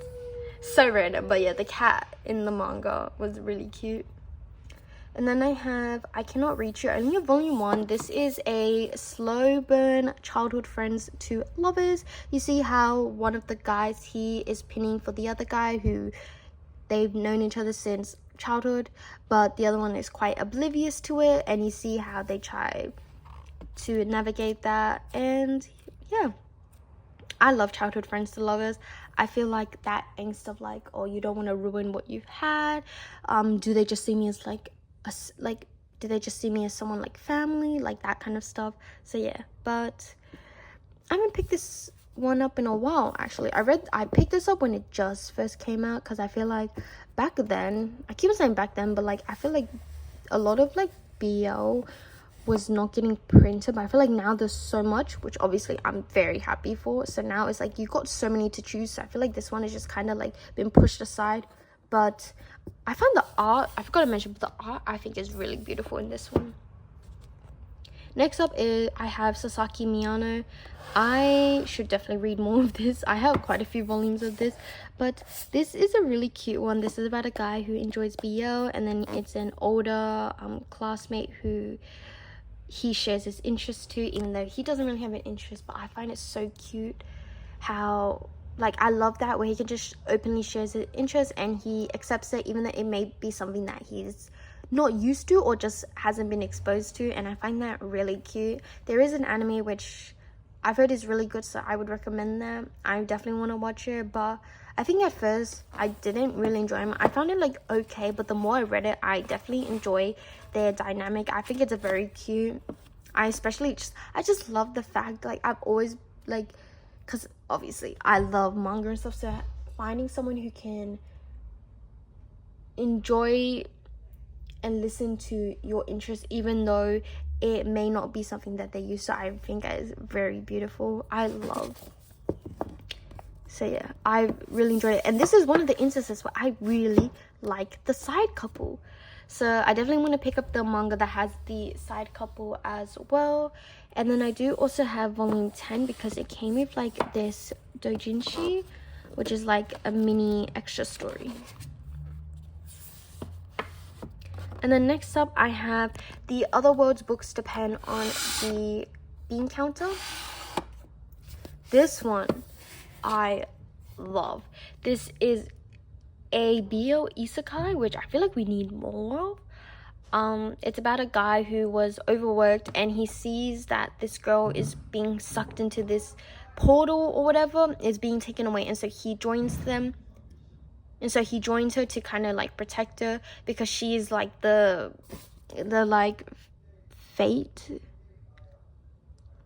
She's like the holy maiden or something, like the one that's destined to save the other world, and he just ends up being there. And because he, like, all he did was work, he was like, oh, let me have a job as an accountant. And then he meets this guy who's like the night captain or something, and I love this. I love their relationship so much. It's so good in my opinion. This is like amazing. The releases for this is like too slow. I definitely want to read the light novel as well for this. I think this was adapted by the light novel, but I love it. The relationship between them is just too cute in my opinion. I just love the fact that the night captain, I like forgot his name, but I just love the fact that he cares about him so much because he's such a workaholic, and being like, dude, why are you overworking yourself so much? It's so cute. I just love their relationship so much. And the actual world is very interesting. You see that there's a lot of problems which they kind of like ignore or choose to let by, and you see how he starts to notice this a lot, especially as, like, I say an accountant, he just he checks the money and stuff, and he realizes this doesn't seem right, and then you see the way he's trying to help fix the problem, and I really enjoyed it.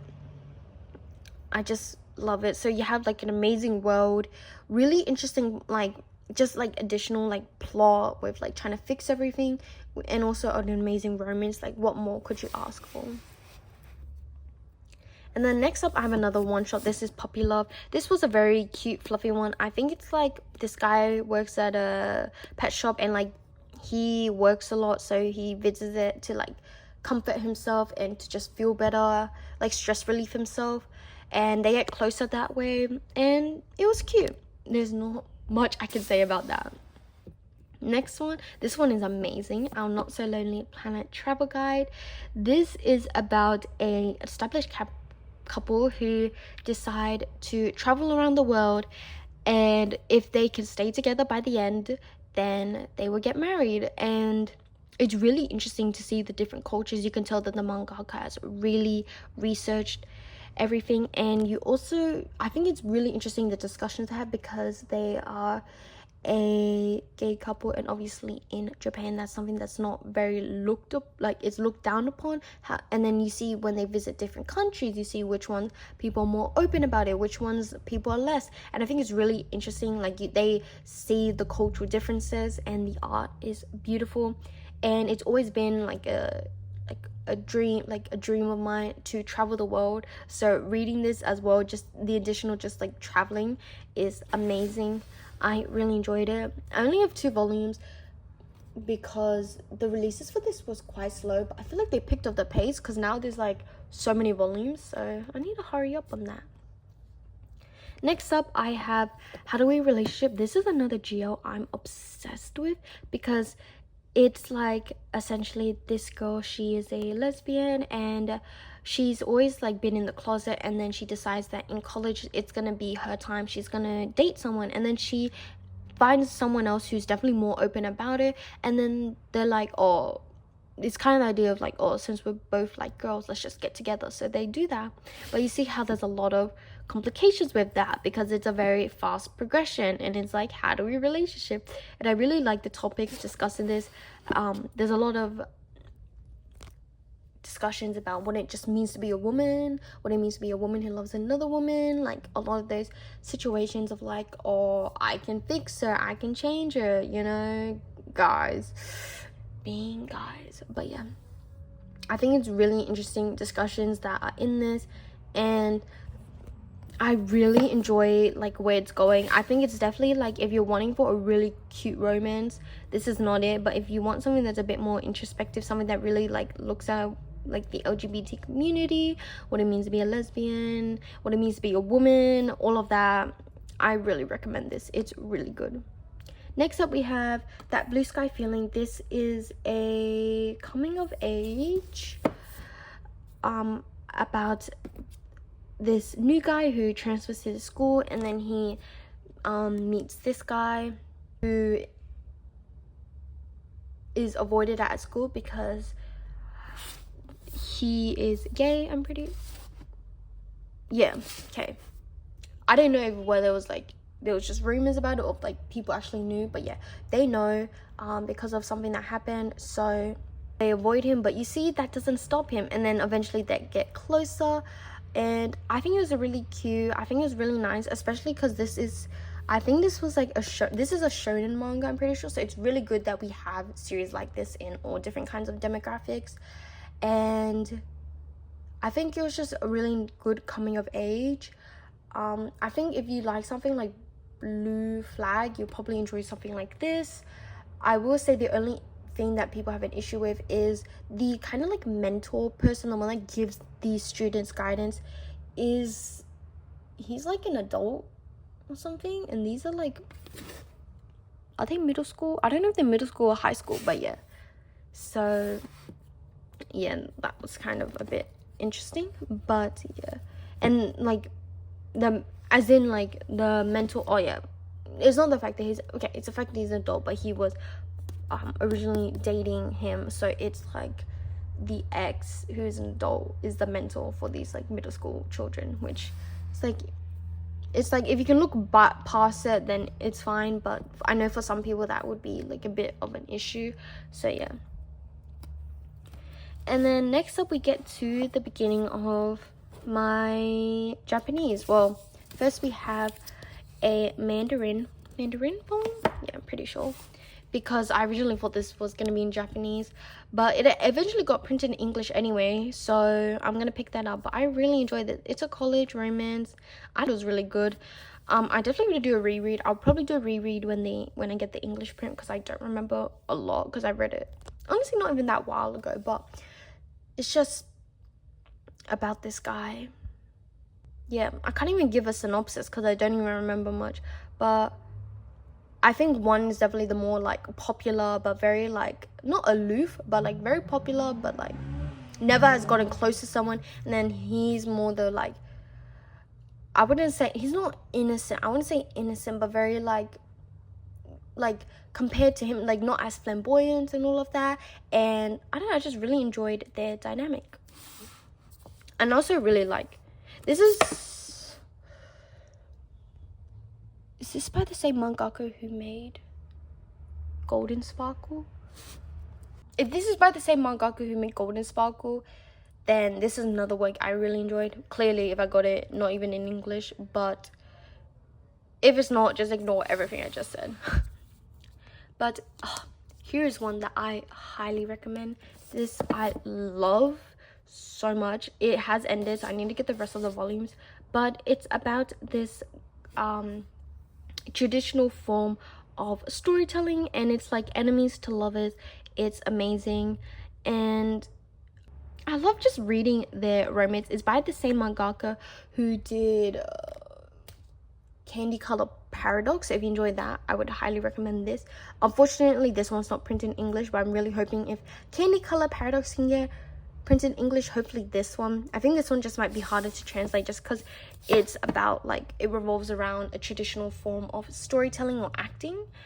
And you see how they're like from rival families, but they get closer because they have to work on a play together. And I think it's really interesting seeing the discussions in this as well. Obviously being gay, and then you're not just seeing his. I think what's really interesting is in some parts of the story, you're seeing like his grandfather and stuff, and how he had to cope with it, and like seeing the differences in generations and how they deal with how they navigate being LGBT. And then next up I have Don't Be Shy. This one I really enjoyed. This is about like rival gangs, but like not gangs because they do good things. They're just like rival gangs, but like the gangs are like protectors of the city, and this guy secretly has a crush on him, but he can't express his feelings, so he ends up just yelling at him or like getting annoyed at him. But I really enjoyed this. There's also a second volume which I need to pick up, but I don't know if this is printed in English, but I really hope it does. If it's not, because I don't remember what's printed and what's not. Next up we have Touching Your Night. This is a beautiful romance. It is a romance between a blind man and an assassin, and it's just, I love this. I love the mangaka's other work, the more recent one as well. I think anything they create is honestly beautiful, and I really, really, really hope this gets printed in English. If it has, then I'm definitely out of the loop, and I'll definitely be picking it up. But like, it's just so beautiful. I would call it a very quiet romance, but I really like it. It feels very atmospheric, if that makes sense, for a BL, and I really enjoy it. And then the final manga on this shelf is this. That is the name. This one is an older one, like in my collection, but I really enjoyed this. It's about this guy who enjoys this hero show, and then he watches a play and he notices that his favorite character, the actor, performs him perfectly, and he kind of falls in love with the actor, or like really admires him. And the reveal of who he is amazing. I really enjoyed this. I really enjoyed it. I read this through scans, so I wanted to support the mangaka by picking up the physical, but it's so good in my opinion. I think it's so cute.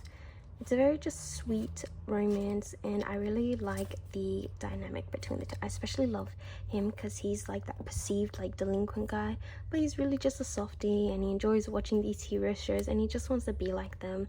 He wants to be someone who saves people, and I think it's very cute. So I really enjoyed this.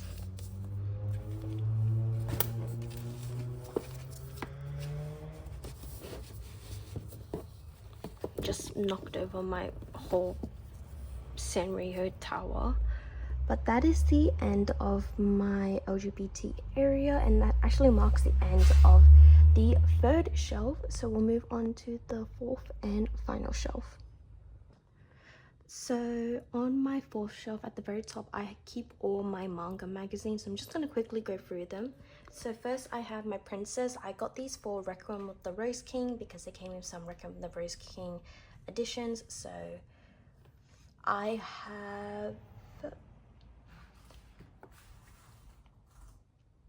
2022 March, 2022 April, and then 2022 June. This one also came with this little art book of this manga series, I don't know, but it's really pretty. And then I have the really popular one of Honey to Yume. So I got these two for Yona of the Dawn. This came with the Yona acrylic stand, and then this came with some Yona prints, which I'm so happy to own. And then I have this Honey to Yume to get these paper standees of a series I really like. It takes more than a pretty face for me to fall in love. I'm pretty sure 7 Seas is releasing this. I'm very excited. And then I have 4 cheese volumes, and I have this one up on display. I got cheese all for the King's Beast because I love this series and I love this cover of the magazines the most. And then I do have one Shounen, and this is purely Haikyuu. So like the whole manga is Haikyuu. I don't know why, but I'm not complaining. And I really like the cover because there's Hinata and Kenma, which are like my favorites beside Akashi. And then I do have one BL magazine. I do have a Dear Plus, and it's the manga, I don't know how to say it, but it's the one that I talked about before, about the traditional storytelling, and this has the final chapter, so I had to get it. So yeah, those are all my magazines. I forgot to mention, but this came with one of the Princess magazines, I'm pretty sure, and it's like a volume of some manga stories. I'm really not sure, but I just keep it here. But yeah, that is the first shelf. Okay, going down, this is when you'll notice that it really starts to get messy. But first, I have Those Not So Sweet Boys. I have 1 to 7, which is the complete volume set, and I really enjoyed this. I think it's very simple. It's nothing crazy, but I really enjoyed it. It is, I would say, probably, it's a love square from memory, or at least a love triangle. There are multiple love interests, and it's about this girl who owns a job which isn't allowed at the school, and the only way she can keep that job is if she can bring these 3 delinquent guys who haven't been going to school back to school. And the reason why they've been skipping school is for various reasons, like because the rumors attached to them. One's not interested, one's from the Yakuza, so he gets made fun of because of that, and she ends up bringing them back, and they end up forming a close friendship. This series is nothing extravagant, but I feel like this mangaka doesn't really create super like extravagant series. I feel like they're very simple, but I really enjoy it. I definitely want to pick up their other works. I know this is their longest work, and you can kind of tell in some ways. I feel like some parts did feel a bit dragged, but overall I really enjoyed it. It's a very cute, simple romance, and honestly, I feel like I ended up enjoying a lot more than what I initially expected. I thought it was just gonna be kind of mid, but I ended up really liking it. So if you want something just simple, cute, I would recommend that. And then I have Love Sick Ellie. I have 1 to 3. This one I really love. It's about this girl who has a social media account where she expresses her desires to do things with guys. Like she's considered like a pervert, but it's like she wants to hold hands with a guy. And the new guy she's talking about is someone from her school. He's like the princely popular guy, but then she discovers his real personality, and he ends up discovering her social media accounts, so they both know the different side of each other, and I think that's so cute. I really love the dynamic. I love how the girl is definitely more open about like her affections. She's not shy, she wants to do stuff, and you know, sometimes it's hard to find that in shoujo. I kind of like both. I just love shoujo. Like I like when the guy or girl is shy, and I like the other way. It really just depends, but it's nice seeing something a bit different. I think it's very cute. It can be a bit cringy. I feel like I get secondhand embarrassment sometimes, but I think it's pretty cute, and I definitely want to finish this because I'm pretty sure it's actually finished printing in English by now, so I need to hurry up and get the rest. Next up, I have Vampire Dormitory. So I have 1 to 3. This is also not complete. There's quite a few volumes. I actually don't know when this is going to end, but it's about this girl who dresses up as a guy. I don't remember why, but then she gets invited to this dormitory with a vampire, and I don't think he knows yet. I really don't remember. It's been so long since I read it. I found it alright. I was really excited to read it, but when I read it, I felt it was very, very, very rushed. So that's why I've been kind of hesitant to pick up the next volumes. But I think I'm going to do a reread of these three, and then I'll decide whether I really want to continue this or not. Then I have Prince Freya. I have 1 to 8, and I feel like this gets put under the same realm of like Yearn of the Dawn and stuff, because it's about this girl. She's very like meek and shy, and basically due to some circumstances she ends up finding out that the prince, or like the rule of the kingdom, I don't remember, he's like the prince or the king or something, like a ruler of the kingdom, a royal member, I'll say, is either dead or like very sickly, and they find out that she has a very similar appearance to the prince, so she ends up taking his spot, and it's just her trying to now protect this new kingdom and be given these responsibilities when all she's done is live on the countryside, and she's never been expected to do much because of her shyness, and seeing her overcome that. I know people say this is definitely weaker, and I do agree compared to Yona, but I don't think it's bad. I actually quite enjoyed it. Clearly I've enjoyed it enough to get 8 volumes. But yeah, there is a love triangle, I would say, and this is actually a lot more graphic than what I expected. You really see some people be beheaded, let's just say. So yeah, but there is politics, of course, with her in the kingdom, and then her trying to go to the different nations, and then also her trying to keep her identity a secret, because if people find out, then morale would be lost, no one would want to follow her and all of that. But yeah, I really enjoy it. I definitely need to, I'm saying this for like every series because it's been so long since I've read a lot of these, but this is one I need to reread before I get more volumes, because I remember bits and pieces, but I really don't remember a lot. But this is a fast read as well. It's quite bingeable, so I don't know. I'll see how many volumes there are, or how many there is going to be left, but I don't know if I would recommend it. I don't know if I'll recommend it as an amazing alternative to Yona, but I think if you're itching for that, this isn't bad. Next up, I have Dawn of the Arcana. So I have 1 to 13.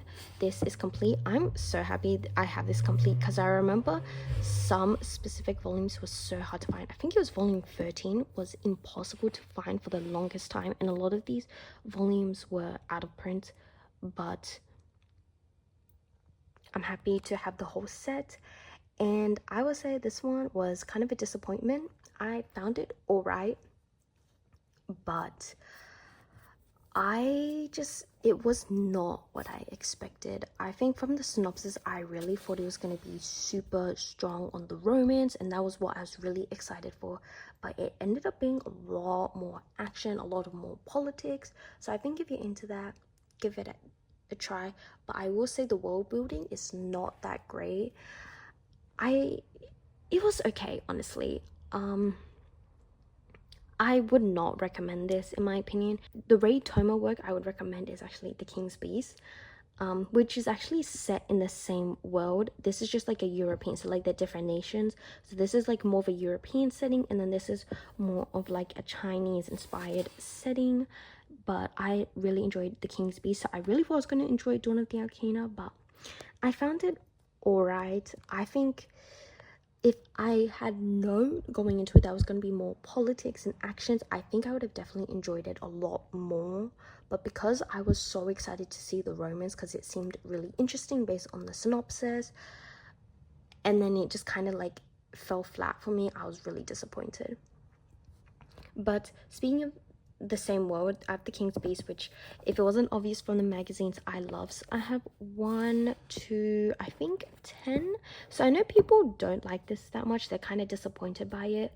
I think if you're in this for like the big mystery and all of that, you will be disappointed. I feel like it's kind of not the best. I've seen better, but I really enjoy the romance. I love the main character. It's about this girl. She's an Arjun, which are like half beast, half human, and they are seen as inferior to humans and usually work as servants and stuff for the humans. And she has a twin practically, and her twin had manifested powers essentially, and so those who have powers are sent to work for the royalty, and I think he went under the fourth prince or something. However, she finds out that her twin brother passed away, and so she decides to dress up as a guy, go into the palace and try to figure out why her twin brother died, because women are not allowed to work for royalty. But I really enjoyed this. It took me by surprise how much I was going to enjoy it. I love the art, by the way. I think there's a big improvement on her art from like this series to this, but the art is stunning, and I just love I find it really interesting, just her trying to cover up her identity. But I will say this is definitely more romance focused, so if you want something more politics, I guess Dawn of the Arcana. But if you want something more romance, then The King's Beast, because I know people have gone in for the mystery and they get really disappointed, and I'm like, I can kind of see that. But very strong romance. I feel like the romance is definitely more focused on, which is what I enjoy. So I'm very happy about this series, and especially now in volume 10 with what has happened, there's so many questions and so much of like what is going on, things I just want to know, and I'm very curious. I think this is very close to ending actually, so I'm sad to see it go, but I'm very interested to see how this will wrap up, how this will conclude. But yeah. And then if you're wondering what this is from one of the magazines. It's like just this little guidebook, because not guidebook, it's like a guidebook, but then it has some additional stories, because I find it so hard to find merch of the King's Beast. So I really just wanted to get something, so I decided to get that. Well, I was like, I had to get that when I saw the magazine for it, and that was an inclusion. But yeah, I love the King's Beast. This is actually in my top 10 favorite manga, if you were wondering. I just love it that much. This is another one that I think is very like bingeable, so if you can find it online, I would highly recommend checking it out. And then if you really enjoy it, I would really recommend picking up the physicals and supporting the mangaka, because I think this is just a beautiful work, and I just really want to see more praise for this series, because I feel like no one really talks about it, but I really love it. So yeah, that is the end of this shelf. Moving on to this shelf, which has more of my miscellaneous manga. I have After School Nightmare. This is like my only out of print manga, because it's by a publisher that no longer exists. But this is such an interesting premise. It's practically about this guy who is like both female and male. I'm pretty sure they're intersex, and there's this program, not program, but something happens after school where these people who have these secrets that no one else knows, they get sent to the nurse's office, and then they enter this dream like state with the other people, and it's like you have to find this key in this dream and you'll be able to be free. But if you don't, you have to continue going after school to the nurse's office. And so because you're exposed to the same people, because it's hard to find, they end up finding out each other's secrets. And it's really interesting. There is a love triangle between a guy and a girl, which I think is quite interesting. This is a really interesting premise. I enjoyed it. I don't remember much because it was a while ago since I read it, but I think it was really interesting. It's nothing I really read before.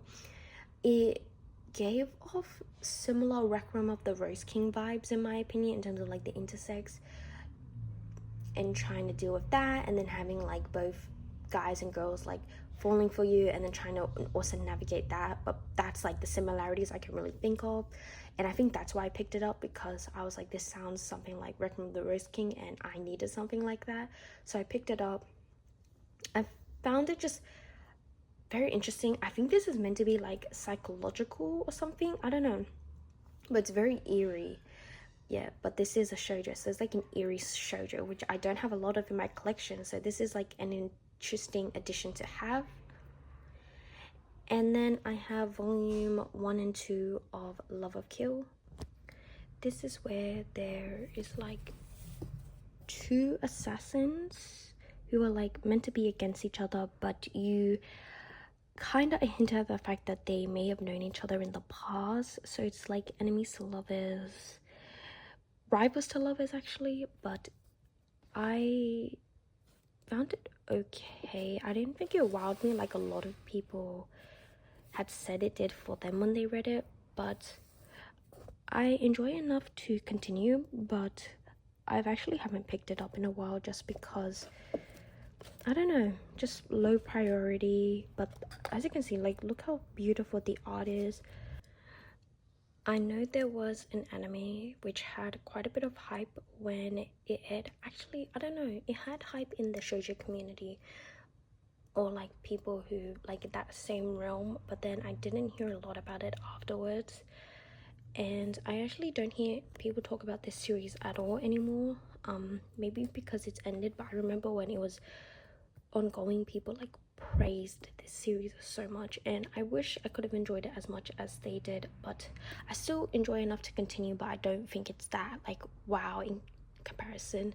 But I am interested in their history, in my opinion, and I'm interested to see how this progresses, because right now it's still like setting the scene. So I'm interested to see what's the major like plot in this. Next up, I have Bungo Stray Dogs. I only have 3 volumes, but I've actually watched a large majority of the anime, and I love the anime so much. So that's why I picked up the manga. And it's just about these authors who have powers and them trying to solve mysteries. And I think it's so good. Like, I feel like if you enjoy like Black Butler, Seraph of the End, Vanitas, forgot what that manga is called, but the one that has Vanitas in the title, like I feel like all of those, Moriarty of the Patriot, I feel like all of those have the same kind of like vibe, and I find that if you like one, you tend to like the rest. So I love this. I definitely need to pick up more volumes, but I feel like I feel like the anime is quite ahead, so I think the manga is like, it's gonna be a while until I actually get past from where I watched from the anime. But the anime does have like 4 seasons right now, so I think because I know that I'm not in a huge rush, because it is yen press and there is quite a few, because there's a lot of side stories as well. There's like Beast, Bungo Stray Dogs Beast or something. I think that's the one I really want to pick up. But yeah, I just really enjoy it. I really love the characters. I think that's what makes the series for me. The characters are really endearing to me, and honestly, like, I feel like the plot is just like them solving a bunch of mysteries and all of that, or like yada yada yada. And I think that's really interesting, just seeing how they're solved, how these people interact with other like authors. And it's so cool just seeing, like, you can tell the references to the authors and their works, and I think that's so cool. Like, that's so sick as someone who just loves literature. So I really enjoy it. Next up, I have The Maid I Hired Recently is Mysterious. This one is one that I picked up when it first came out, and I liked it, but I didn't like enough. I don't know if I will continue this, because I find that there's really no plot to it. Like, it's just this mysterious maid who looks after this guy who has no family, but he lives in this really wealthy like palace just by himself, or mansion.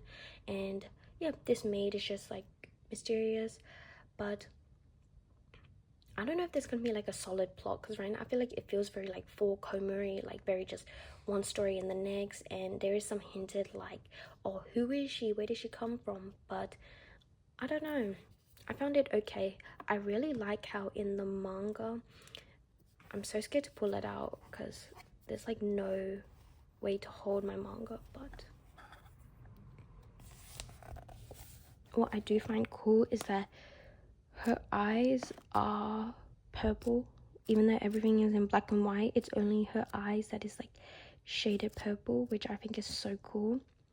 I do find it weird, like, she is like, yeah, that is what I don't like. Like, why do people do this? Like, I don't get why anytime there's like an older woman and a younger guy, the younger guy can't be like, I don't know, at least look somewhat older, so looking like a literal like 8-year-old. So I don't know, I kind of felt like really uncomfortable with that. Like, I feel like some age gaps I can kind of like look away, but that one I just could not. So I don't know if I want to continue this, but I know there's an anime, but I feel like the charm of it is the fact that her eyes are the only thing that's colored and then the rest isn't. So I don't know. Then I have Mamo Akuma 1 and 2. This one I really enjoy. This is actually quite cute, but also kind of sad, because it's about this girl who lost her mother, and so she summons a demon, and so she requests the demon to be her, like, to act like her mother because her father's rarely home. And I don't know, I just find that, like, if you think about it, that's very sad. But then see the way the demon like tries his best, and he's like the ruler as well, which I think it adds that extra like comedic part. But it's so cute seeing him really like put in the work to do it, and just seeing this girl who's like, she doesn't want to replace her mother, but she just wants that affection that she doesn't have. And I'm like, it's so sad, but it's very cute as well.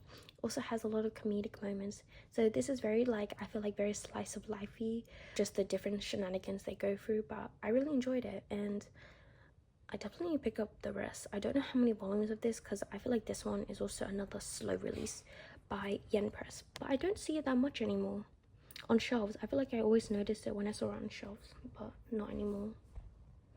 And then next up, I have Yearn of the Dawn. I have 1 to 3, and I love this series. I love the anime, but I know the anime barely scratches the surface of what's in the manga, so of course I had to pick up the manga because I love the anime.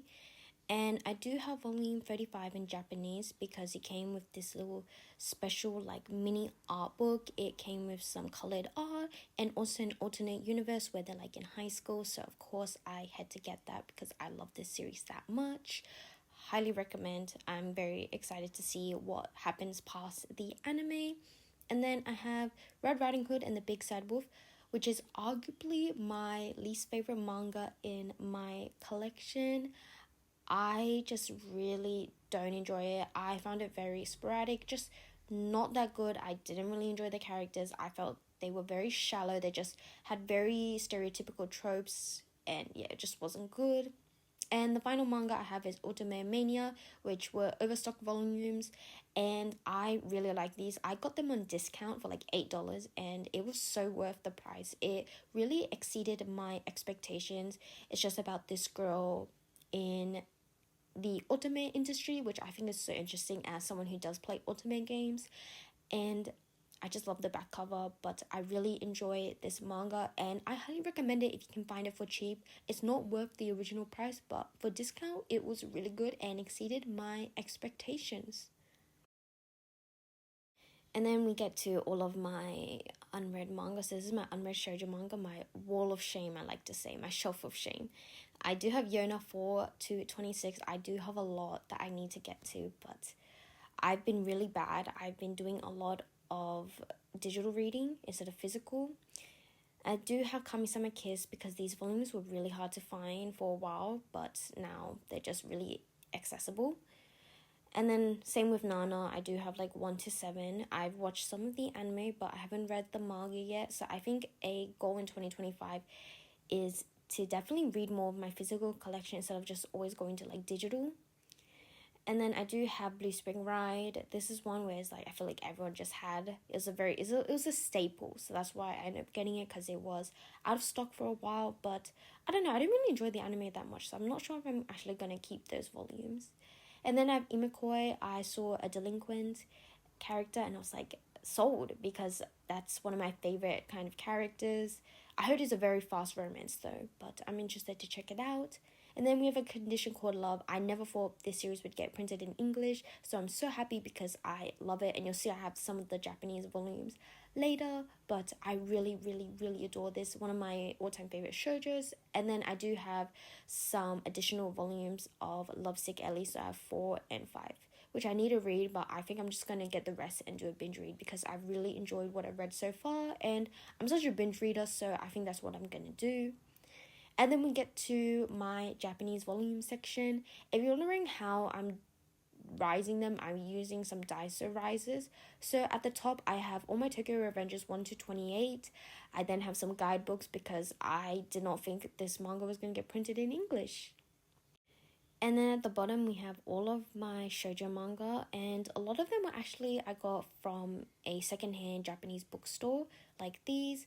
So I'm just gonna pull them out, and if you guys have any questions or want to know like where they're from, what they are, then I will give them to you guys in the comments, just because this video is getting really long, so I just kind of need to speed it up. But yeah, some of these I actually haven't read because I couldn't find them through scans, but I like the cover of them.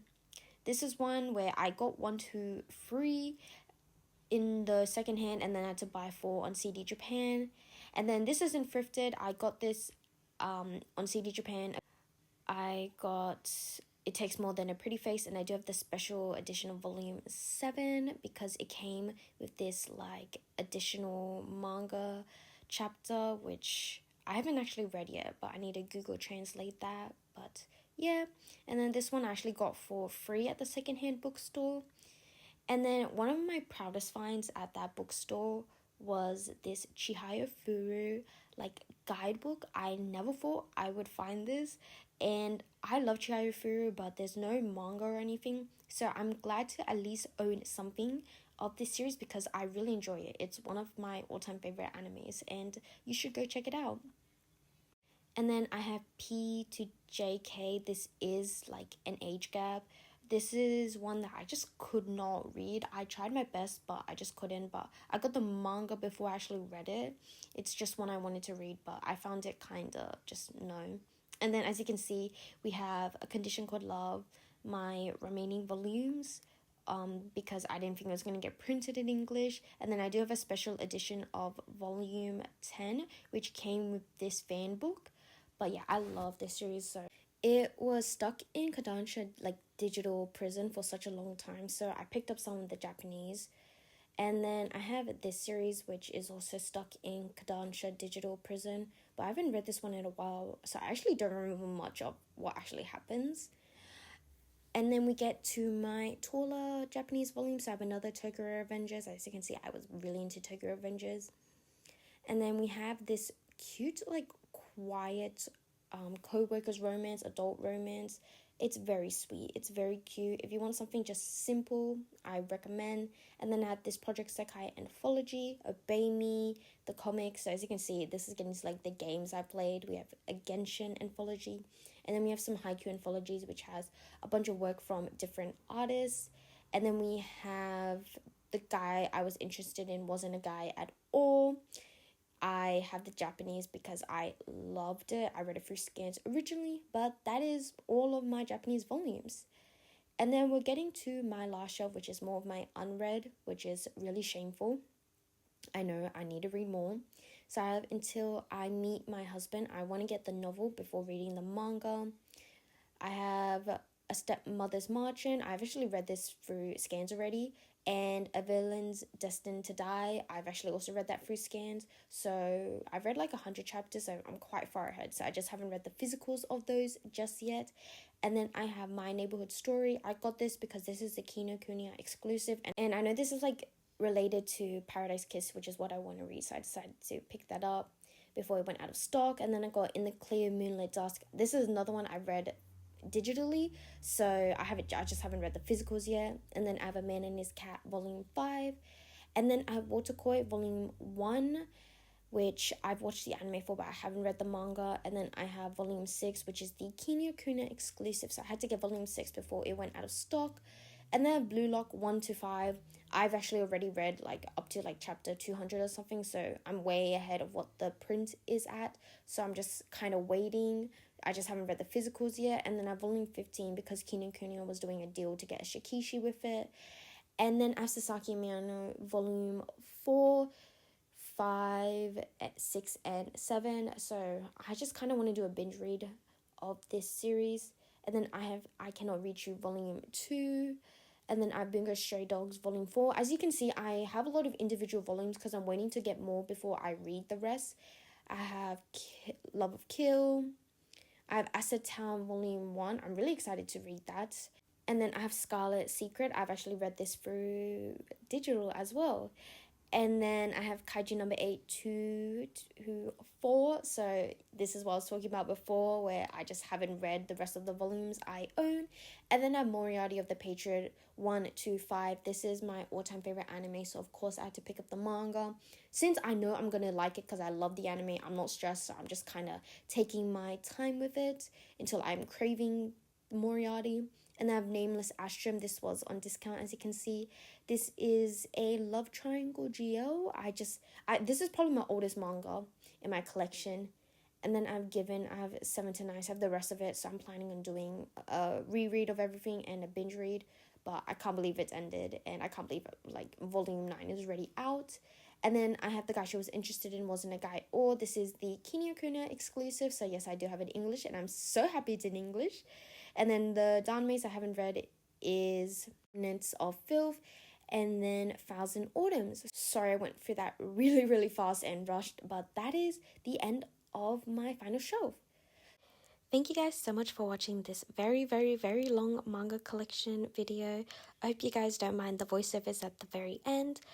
But I'm really excited for 2025 and to continue making manga related videos for you guys.